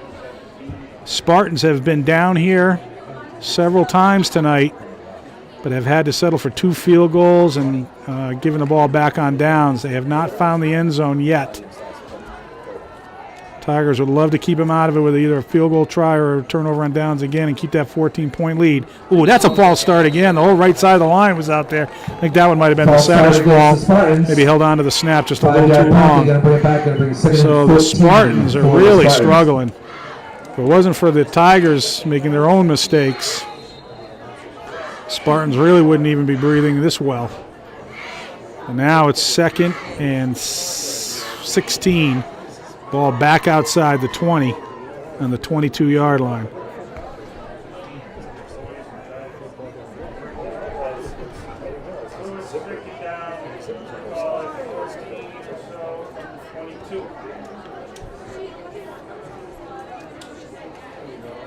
Play action fake. Another slant. That pass is there again. Oh, he's got a blocker. He's going to try and cut back, and he's going to get in. So Seth Deneau on the slant that worked. It was a big third down completion to him to keep the drive going. And on this one, he juked and jived his way into the end zone. So the Spartans find the end zone for the first time this game. 2:13 left to play in the third quarter. And the Tigers really Oakmont 12. have to be pointing the fingers at themselves there. There's no way that this should have happened.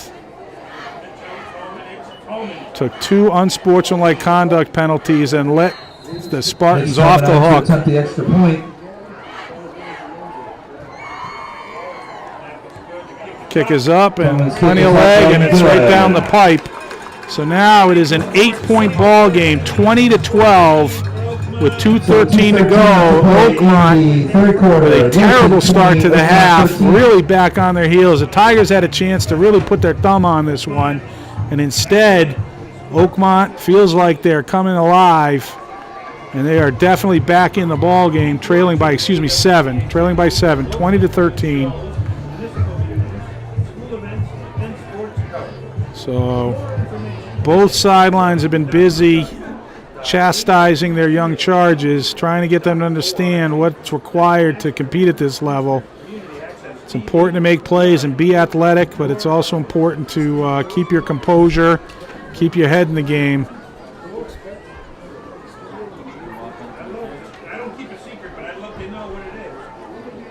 Will Scott will go deep here.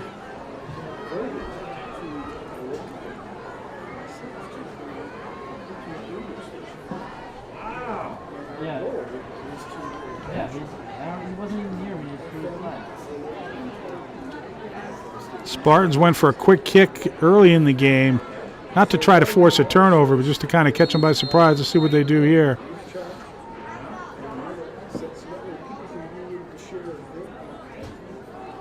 Yeah, they're going to kick it downfield, but again, quick. Will Scott's going to field it on the 15-yard line.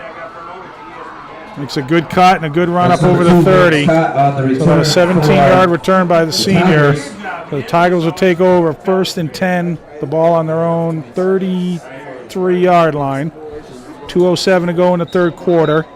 Tigers scored a nice touchdown, had a nice touchdown drive. Ball spotted at on their opening drive. They're going to take a timeout here. So Mike Lynn doing a lot of teaching tonight. Timeout taken on the field. Both coaches actually are doing a lot of teaching tonight, calling a lot of timeouts in situations where you don't really expect to see it, but feeling like they've got to get their guys settled down and make sure everybody's on the same page and ready to go.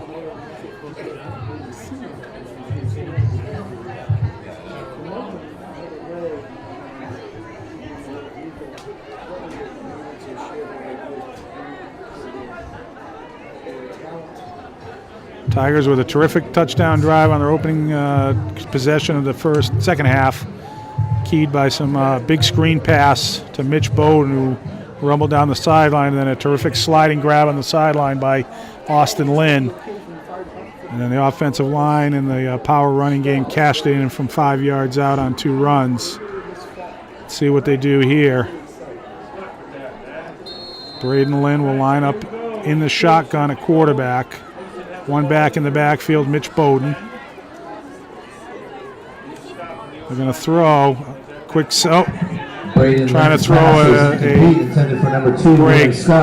Will Scott late out of the break out of that pattern. So timing was off by a significant margin there. It goes incomplete, 2nd and 10.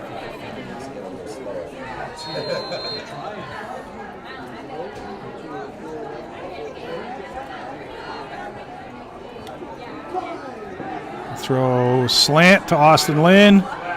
Oh, nice job on the spin. He looks like he's going to pick up a first down there. They couldn't wrap him up. Nice spin move there. So Austin Lynn picks up a first down on the reception with a run after catch, enough to get him the first down. The ball out to the Tiger 45-yard line. Under 2 minutes to go here in the third quarter. 45.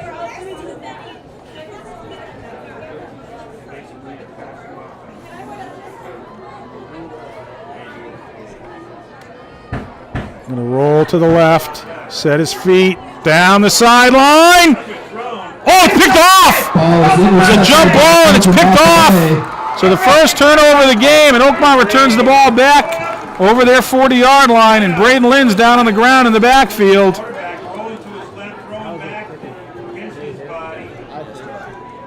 Yeah, I think he's all right.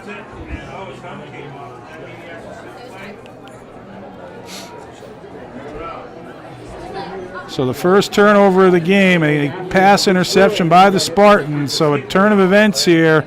The Tigers off to a terrific start at the beginning of the quarter, but as we get to the tail end of it, the Spartans have righted their ship. Down 7, getting the ball back on the turnover. Braidlin makes his way to the sideline under his own power. So hopefully they'll get him straightened out and he'll be ready to come out when the Tigers get the football back, which hopefully will be in short order.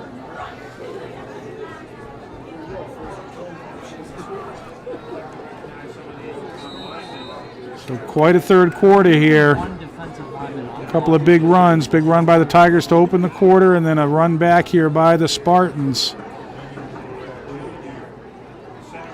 It is 1st and 10 for the Spartans with the ball on their 42-yard line. Down 7. The Tigers have a 7-point lead.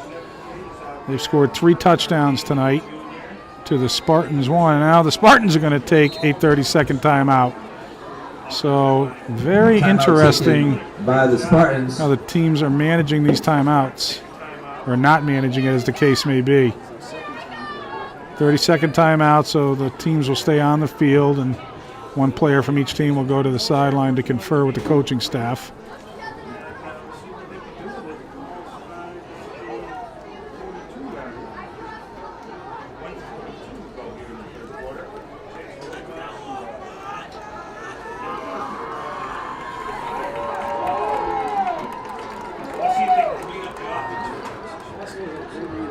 All right, so coming out of the timeout after the turnover, 1st and 10 for the Spartans.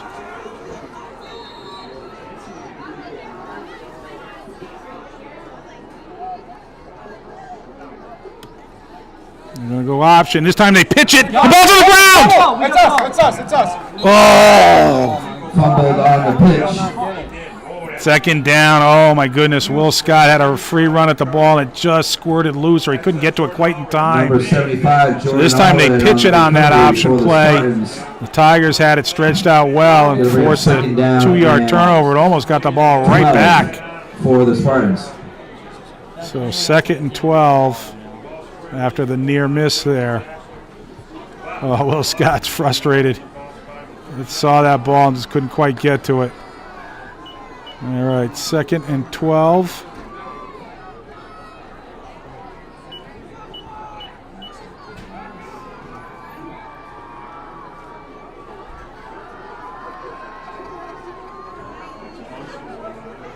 We're going to look to throw here towards the sideline. Oh, the ball's behind him and in the air.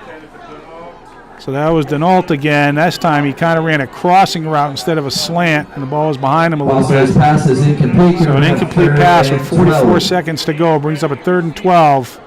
Tigers really need to get a stop here to kind of get themselves back on an even keel. Gave up a touchdown on the last drive after letting Oakmont keep their drive alive through some unsportsmanlike conduct penalties. And then had a turnover, the first turnover of the game on the next series of downs. Now they got a chance to force a punt and get the ball right back. 3rd and 12. Look to throw, play action. This is a screen pass. Well read. Oh, very well short. Nice pursuit there. Again, the Tigers read that perfectly. Brandon Kalari with a big thump.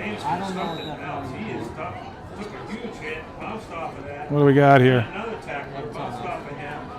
Oh, a face mask. Oh, my goodness. So another 15-yard penalty and an automatic 1st down. Oh, boy.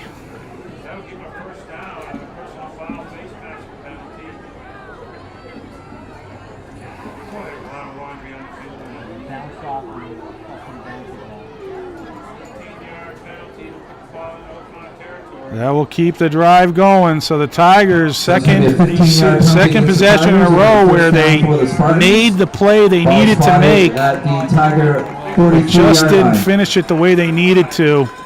That'll bring the ball into Tiger territory to the 43-yard line with 30 seconds to go, clock running here in the 3rd quarter.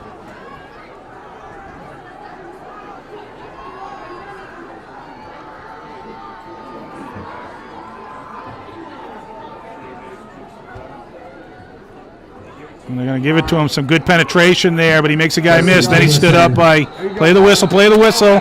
That's going to be a penalty. Nope. That's close, though. That was, oh, no, now they're going to call a penalty finally on the Oakmont sideline. They have been knocking on the door on that one all night long. It's dead ball, so it's second. That's just a call to protect the players. That defender pull the ball down. That'll be the end of the quarter. A wild quarter here in the third quarter with a lot going on the field. Unfortunately, not as much of it related to football as we would like to see. But nonetheless, the Tigers with a 7-point lead, 20-13. We'll be back with the fourth quarter here at Oakmont after these messages from LCTV. Your son wants to get a cat, I'll really take care of it. but you're allergic. Do you A, prepare yourself,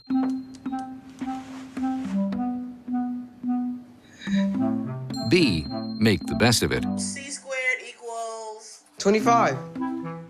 Good job! or C, find a loophole? When it comes to parenting, there are no perfect answers, but that's okay, because you don't have to be perfect to be a perfect parent. Teens in foster care will love you just the same. All right, welcome back to the fourth quarter. You will see the ref marching off a 15-yard penalty in the wrong direction. He's going to turn around and come back. Oakmont has taken an unsportsmanlike conduct penalty on the coaching staff. They're going to make sure they get that right. They're going to set the line of scrimmage, get the chain set, and then they, I believe, will... After all the clarification here, we've got second down. Ball spotted at the Tiger 47-yard line. Oh, interesting. It was a 5-yard. Oh, it was a 5-yard penalty. So it wasn't an unsportsmanlike conduct penalty. It was what they call like a sideline penalty. They were out on the field. So 2nd and 15. And they had been warned about that. So they're going to look to throw here. The slant again. Oh, it's tipped at the line of scrimmage. Looks like Luke Tornell got his hands up there again. Luke had a good game last week at that defensive tackle position. He's an important part of the offensive line, but he's seeing action on both sides of the ball and really making his presence felt out there. So 3rd and 15 with the ball on the Tiger 47-yard line. Tigers have forced a lot of 3rd and longs in the second half, a couple of them, but have let them off the hook. 9 o'clock, and we're just starting the fourth quarter here in Espernham at Oakmont Regional High School. We're going to look to throw a pump. Pressure. He's looking up the field. Caught. No, dropped. Would have been short of the first down, but would have made an interesting decision there for Oakmont if he had caught it. For number 11, Drew Schutte. Drew Schutte with the drop there would be 4th and 15. Definitely not in field goal range. So Will Scott will go back to receive what should be a punt from Oakmont by number 10, Ryan Mack. So the Tiger defense finally gets the stop on there that they wanted. Took them a little longer than it needed to, but they finally got it done here. Good kick, will land, and Will Scott will field it inside the 10 and get tackled just over the 15-yard line. That's number 2, William Scott. Good job there by Will Scott to make a clean field after the ball. Took a good hop for him and rip off 6 yards and get him a little farther away from the goal line. So 1st and 10 for the Tigers with the ball on the 17-yard line. They had a turnover on the previous possession. Had a terrific touchdown drive on the opening possession of the second half, and they're going to go hammer. Braden Lynn came up a little gimped on the last. He took a hit on that interception.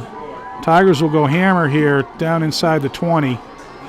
They're going to give it to Austin Lynn. He's going to get upfield, get about a 5-6 yard gain. So a good hole there by the right side of the offensive line, which is Tristan Olive and Luke Tornell. So gain of 8 on the play, going to bring up the call 2nd and 2 for the Tigers. 7-yard gain, 2nd and 3. Tigers are taking their time here.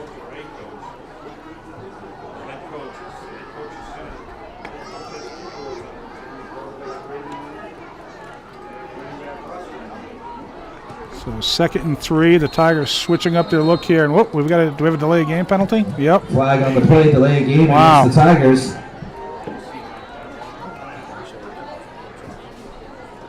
Yeah. And this is the guy who called that kind of funky penalty they're talking about. I think they're gonna discuss this and wave it off because He's calling anything and everything that he can. no, they are going to walk it off. They talked about it. So 5-yard penalty will bring up 2nd and 7.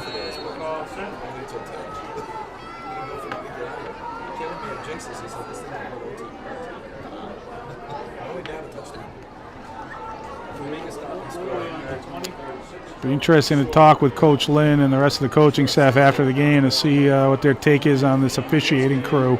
So it's going to be 2nd down and 8 for the 2nd Tigers. and 8 after the penalty. They'll give it back to Austin Lynn on the same look, and he'll cut it up and get another 3 or 4 yards. Get to about the 25. And that'll bring up a 3rd and about 3. Yards back, so it's going to bring up 3rd down and 3. Big down here for the Tigers. Trying to keep the clock moving and the chains moving. Up 7.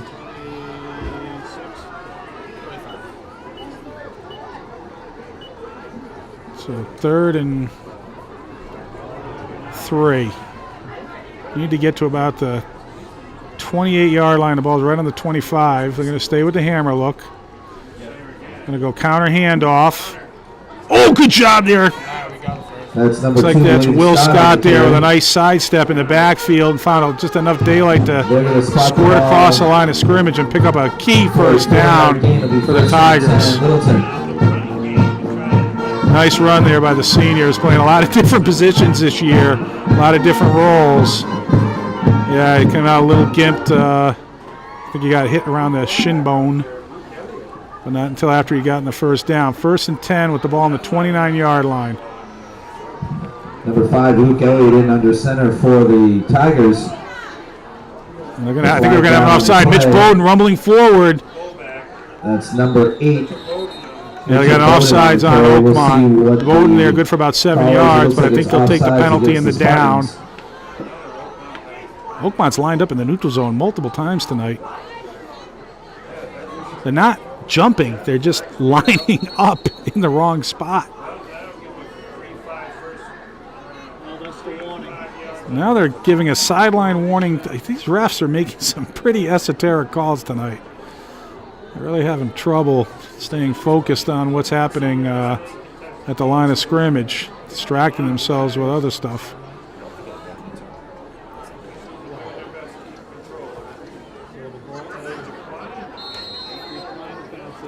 Oh, wow, they're going to decline that.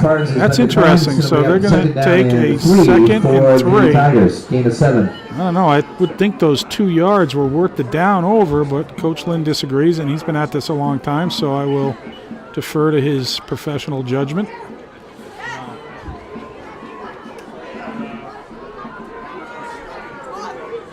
Oh, yeah, that's going to be offsides, I think. There was that time they jumped. No! False start. Procedure false start against the Tigers. I thought that was caused by, I clearly saw Oakmont jump. 9. Okay. Actually, I think they're talking about it.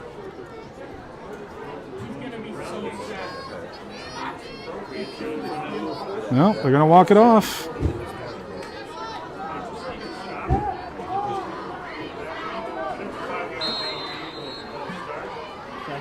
So again, the Tigers pick up about 7 yards on first down, give 5 of it back. They managed to get out of that hole on the previous series of downs. Let's see what they do here on 2nd down. They're going to pitch. Actually, they're going to throw it. Austin Lynn running it downfield. Austin Lynn. Incomplete pass. Pass intended for Will Scott. And he actually did a good job of breaking that up. So that'll bring up 3rd and 8. Let's see what they do here. Yeah, here comes Braden Lynn. Will come back out onto the field. So they'll switch out of the hammer. Try and convert on 3rd and long here.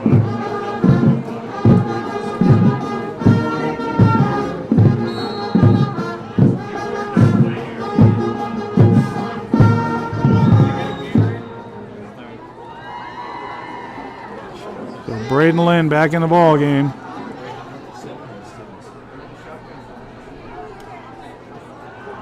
And throw short for it, try to run for it. Oh, he got it! Braden Lynn with a pass completion. I believe it's Austin. Yes, across the field. Austin with a nice job getting himself turned around, knowing where the chains were and moving that football to where it needed to be to pick up a big first down on a 3rd and long conversion. And now they'll switch back to the hammer. So a nice job there by the offense to switch up and execute on a big 3rd down play. Ball just out over the 40. 1st and 10 from the Tiger 41-yard line. Clock running inside of 7 minutes. Tigers will pitch. Oh, good block there. Oh, he hurdles it. Oh, couldn't quite get turned upfield. That's number 2, William Scott. Will Scott gets no gain on that play. Maybe a loss of a half a yard. They tried to get to the edge that time. Couldn't quite pull it off. 2nd and 11. They're going to stay hammer here. Luke Elliott will bring the play in from the sideline.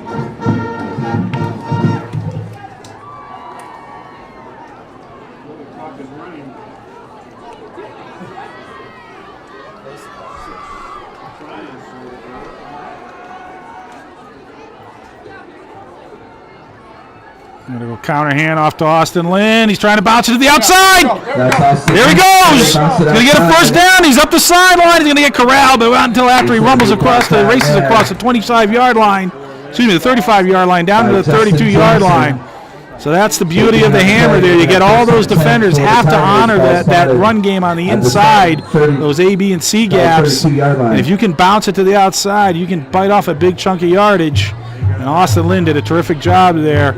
Ball all the way down to the 32-yard line of the Spartans. So Mike Lynn switching up his offensive strategy, and right now it's paying off. A good drive here, moving the sticks and running that clock down. 1st and 10. They'll go up the middle to Bowden, and he gets a good run there. 8, Mitchell Bowden on the carry. So the offensive line doing a nice job. Matt Kuhnhaw, Wesley Klein, Noah Graham, Tristan Leave, Luke Tornell, the tackles, guards, and center.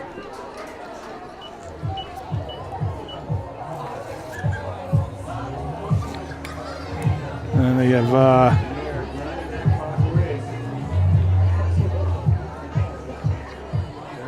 Sean Mazzoni, one of the tight ends, chipping in there too. Here they go to Austin Lynn. Gets tackled upfield after a couple of yards. So Bowden got about 4 yards on the first run. Austin gets about 2 there. 3rd and 4. The ball on the 26-yard line. 4 down territory all the way here for the Tigers, unless they want to bring out their kicking game. But I think they'll keep the ball on the ground and try and grind this out.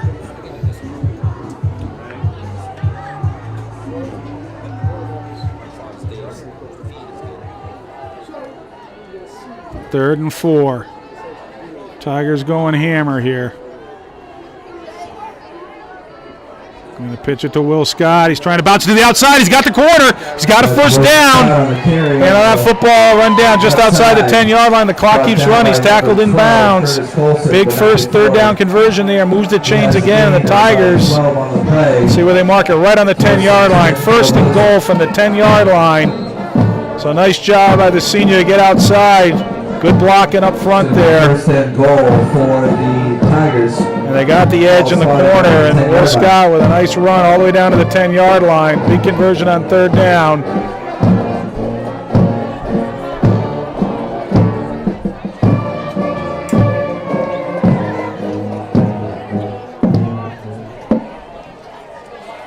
First and goal from the 10. They go up the middle to Mitch Bowden. He'll rumble down to about the 7.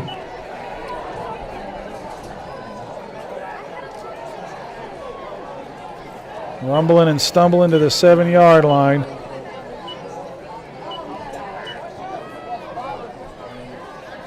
Clock is coming. There's a big sequence here. The clock is down to 3 minutes and 13 seconds. If the Tigers can score here, they'll make it a 2-score game with almost nothing left on the clock. They're going to go inside to Austin Lynn. He's going to tumble over the pile and really not get anything there.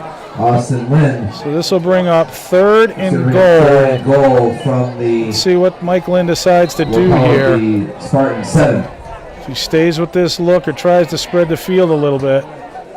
No, he's going to send a play in with Luke Elliott, so they'll stay here in the hammer. 2.5 minutes to go. If they don't score, they'll have a 7-point lead with the ball inside the 10-yard line.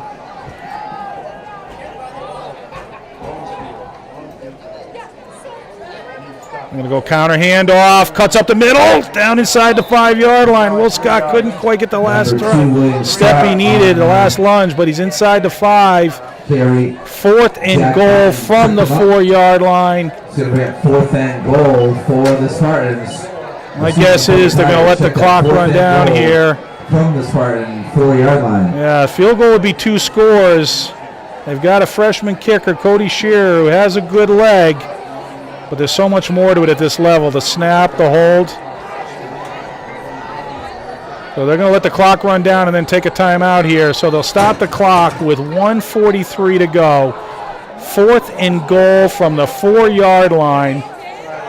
If the Tigers score here, the game is effectively, I wouldn't say over, but boy, it'd be a long. The Spartans would have to score and recover an onside kick and score again. Minimally, they'd be down 13 depending on the try. If the Tigers do not convert on this play, it'll be a 7-point game, but the Spartans will have to go at least 96 yards barring the outcome of this play.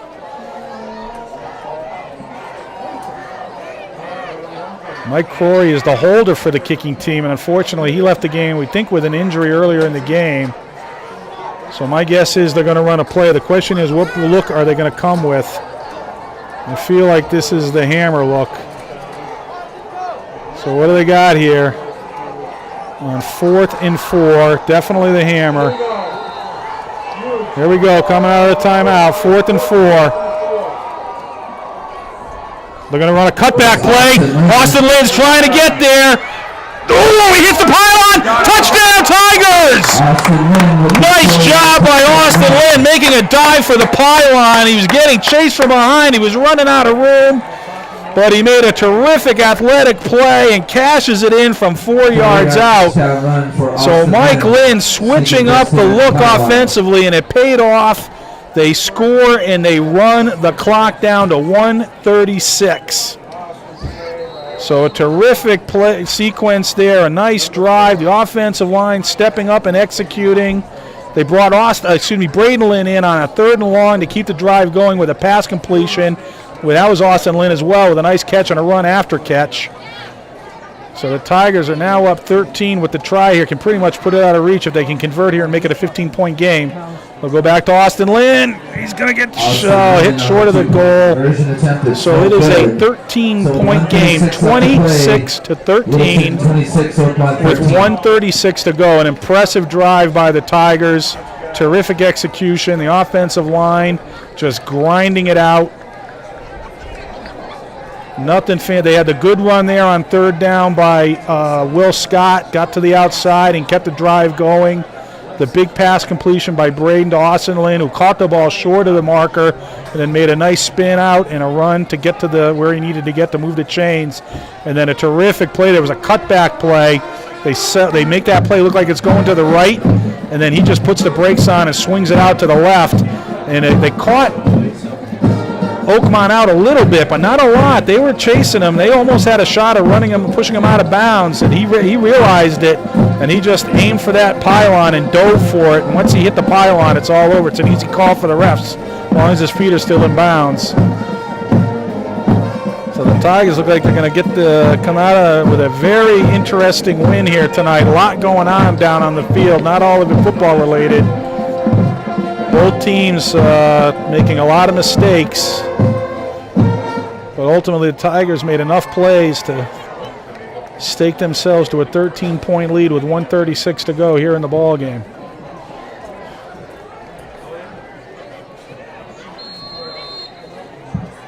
Cody Shearer on to. Now the goal is not to give up a big play here. Shearer's on a kick. And he'll hit this one downfield. That'll go in for a touchback. So I haven't had a chance to ask Mike Lynn why he keeps squibbing it with Cody Shearer, who can clearly hit the ball. And so it'll be 1st and 10 for the Spartans. That'll come out to the 25-yard line. 25, check that, 25. So 1st and 10 for the Spartans, down 13. They're not going to have the luxury of running the ball here.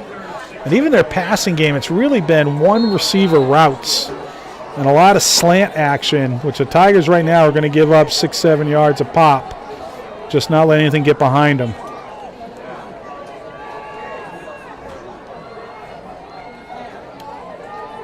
Up to throw, a little screen up the middle. Got some, nice tackle there in the open field. Good job by Will Scott. So that's like an 7-yard gain, which the Tigers are going to live with. Nice effort there by Will Scott. That's a terrific tackle there. Took away the big play. 2nd and 2. Ball on the 34-yard line. Clock is running. Oh, come on, moving some guys around in the backfield.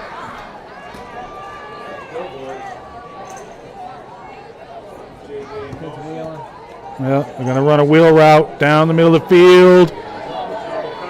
Ooh, diving effort. But dropped on the 20-yard line.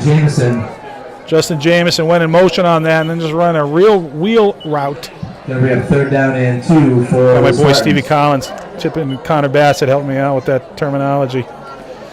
And good coverage, 2 guys downfield. He almost made a circus catch there, but now we're under a minute to go, 55 seconds to go in the ball game. Clock stopped on the incomplete pass, 3rd and 2.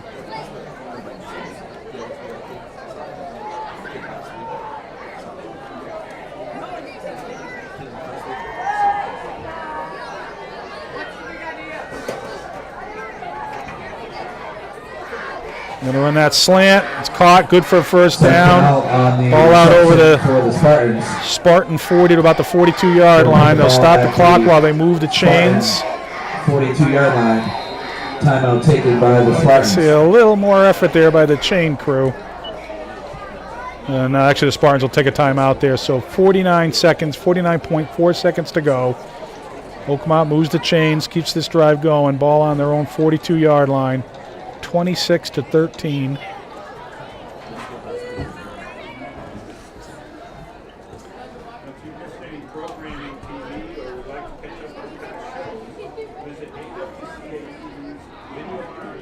The Tiger defense giving up a lot of yardage in the first half, but keeping Oakmont out of the end zone. Giving up 2 field goals in the first half. They gave up 1 touchdown in the second half, but that was after they gift-wrapped some yards and some first downs to the Spartans. So they've adhered to the bend not break mode of playing, philosophy of playing pretty well here tonight. Had a much better second half in terms of getting stops. And the offense was led in the first half by Braden Lynn. 2 touchdown passes, 1 to Austin Lynn and 1 to Evan Lyons. In the second half, they had a nice touchdown drive to open the half with some great passes by Braden Lynn, including a big screen pass to Mitch Bowden and a diving grab by Austin Lynn, and then a rushing touchdown by Luke Elliott. So 1st and 10. Pressure. Oh, they're going to shovel it. Good job. Good pressure there. Pass to Justin Jameson, snuffed out there. Patrick Reardon coming off the defensive line there with good pressure and a little shovel pass, but that goes for a 4-yard loss. And the Tigers' 4th touchdown came after that terrific drive that just chewed the heck out of the clock. Keyed by the offensive line running out of that hammer look, although Braden Lynn came off the sideline for 1 terrific completion on a 3rd and long. And then Will Scott with a big run there to keep that drive going. And Austin Lynn cashing in on a 4th and goal from the 4-yard line. Hitting the diving for the pylon. Oakmont takes another timeout to stop the clock with just 38.9 seconds to go. Really should have thrown an incomplete pass there. Would have been his better bet. They lost yards, lost a timeout. Second down for the Spartans.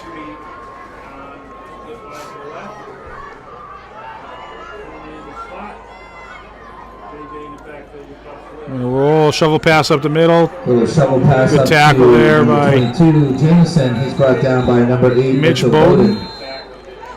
Nice play, but not really what they need here at this point in the ball game. Taken on the field. It's going to be a third down and There'll be another for the timeout by Spartans. Oakmont. 3rd and 9, 33.2 seconds to go.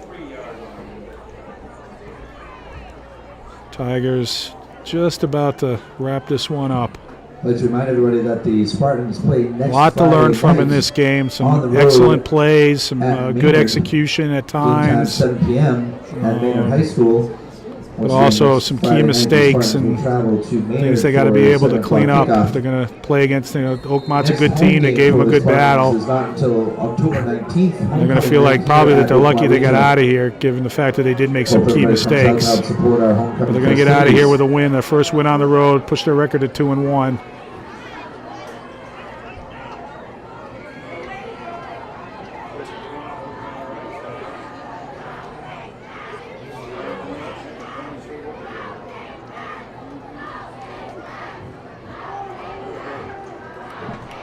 Oh, that's two guys in motion. That's a dead ball. I think a lot of that was just all the gesticulating there was they were trying to catch the Tiger defense sleeping, but they really didn't execute that very well. So that'll be a 5-yard penalty for illegal motion. Ball back behind the 40 to the 38-yard line. Exactly 32 seconds to go here in the game. Clock runs, doesn't it?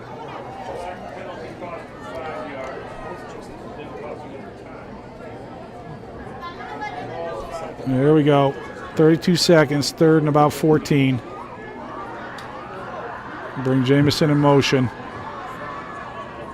Some pressure, throwing it up the sideline. Good coverage there by Will Scott. Oh! Jameson makes a catch over him. He's going to score. No, he's going to get collared. Oh, denied inside the 5-yard line. Where was that? Will Scott? Number 51. Brendan Kalari on the stop for the they're saying it was Brendan Kalari. Oh, 18.6 seconds to go inside the 5-yard line. 1st and goal from, I think, the 3. And they'll spike the ball with 16.4 seconds to go. Will Scott tried to make a leaping tip of the ball there and missed, and Jamison came down with it. He ran down inside the 5, and he tried to make a juke. He stopped all his momentum, and Kalari in pursuit just grabbed him and threw him on the ground. So they were denied the chance to score. It's still a 13-point lead. There's 16.4 seconds to go. And now Oakmont could score here and try to recover an onside kick and take a couple shots at the end zone. This isn't over yet. 2nd and goal after they spiked the ball to stop the clock from about the 3 or 4 yard line. They're going to snap it directly, I think, to, yeah, no. Yeah, they're going to snap it directly to him. This play's coming live. Watch it. Here it comes. They're going to take a delay game penalty. Oh, wow. Delay of game against the Spartans. Oh, that's another unfortunate mistake now. Instead of from the 4, it's going to be 2nd and goal instead of from the 3, from the 8-yard line. Oh, that changes things.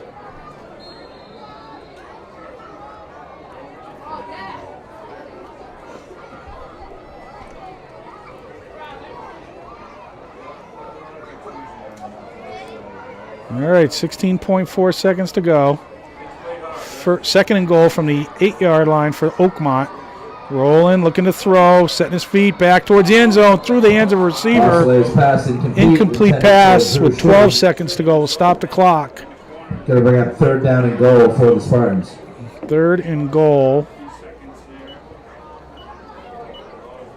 Pretty sure Oakmont's out of timeouts right now.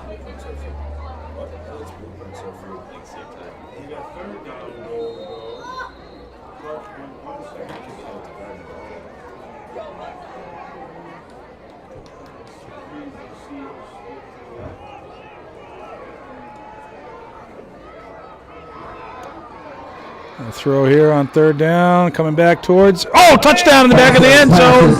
So, Ryan Mack with a catch in the end zone.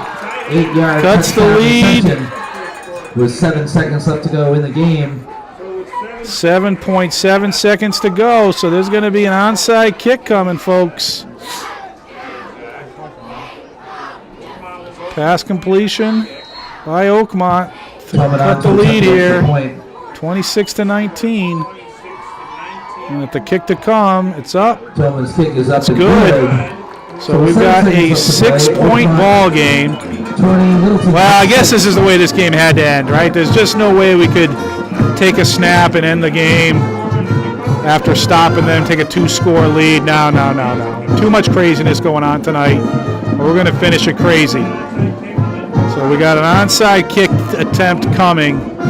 Tigers, if they recover, the game will be over. The only thing they have to do is take a snap, and the Oakmont cannot stop the clock.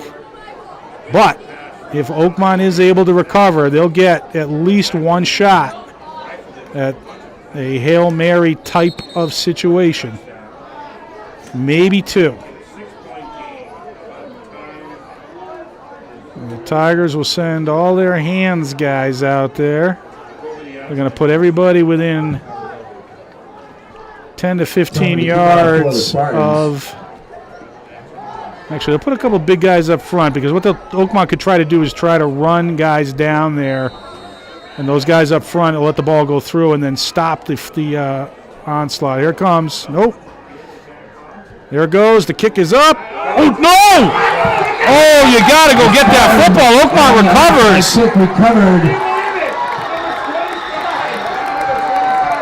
The Tigers have to go get that ball. You can't sit there and wait for it, because you're just giving the Oakmont guys time to get downfield. So Oakmont, with 7.4 seconds to go, recover on the 49-yard line of Littleton. Number 25 for the Spartans on the recovery. Put your seatbelts on, ladies and gentlemen. It's a bumpy ride. Here we go. Tigers will go into full prevent mode here. Oakmont cannot catch a ball inbounds and try to run. They've got to complete it all the way downfield. Crowd is up on their feet. Here's the snap.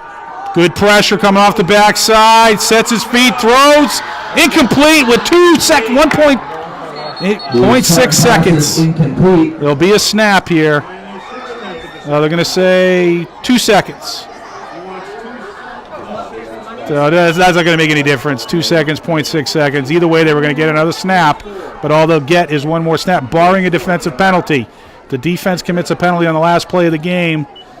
The offense will get another snap. So the ball back to the 49-yard line. Tigers were in good position there. So they've got 6 guys. They got 5 guys 20 yards downfield. Another guy about 10 yards downfield. They're rushing 4 guys off the line of scrimmage. They had good pressure there, forced a rollout. Problem at this level is they probably can't throw the ball all the way down to the goal. So they got to hope for missed tackles. A completion number 1 and then missed tackles afterwards. Empty backfield, all out of zone. Oh, pressure on the backside! Oh! Sean Mazzoni coming off the backside, deflects the ball as it's thrown by the quarterback, and it goes incomplete. And the Tigers are going to get out of Oakmont with a 26-20 win in a wild game. Had to end that way after all the craziness we saw all night long. Nice effort there by the junior. He came in untouched from the blind side of the quarterback. He made a nice play there and knocked the ball out of his hand as he was throwing it. Never had a chance. And the Tigers come out of their first road game with a victory. They bring their record to 2-1. And we'll be back next week with another game. Thanks to Mark Crory for bringing the operation out on the road. And we'll see you guys next week on LCTV with Littleton Tiger Football.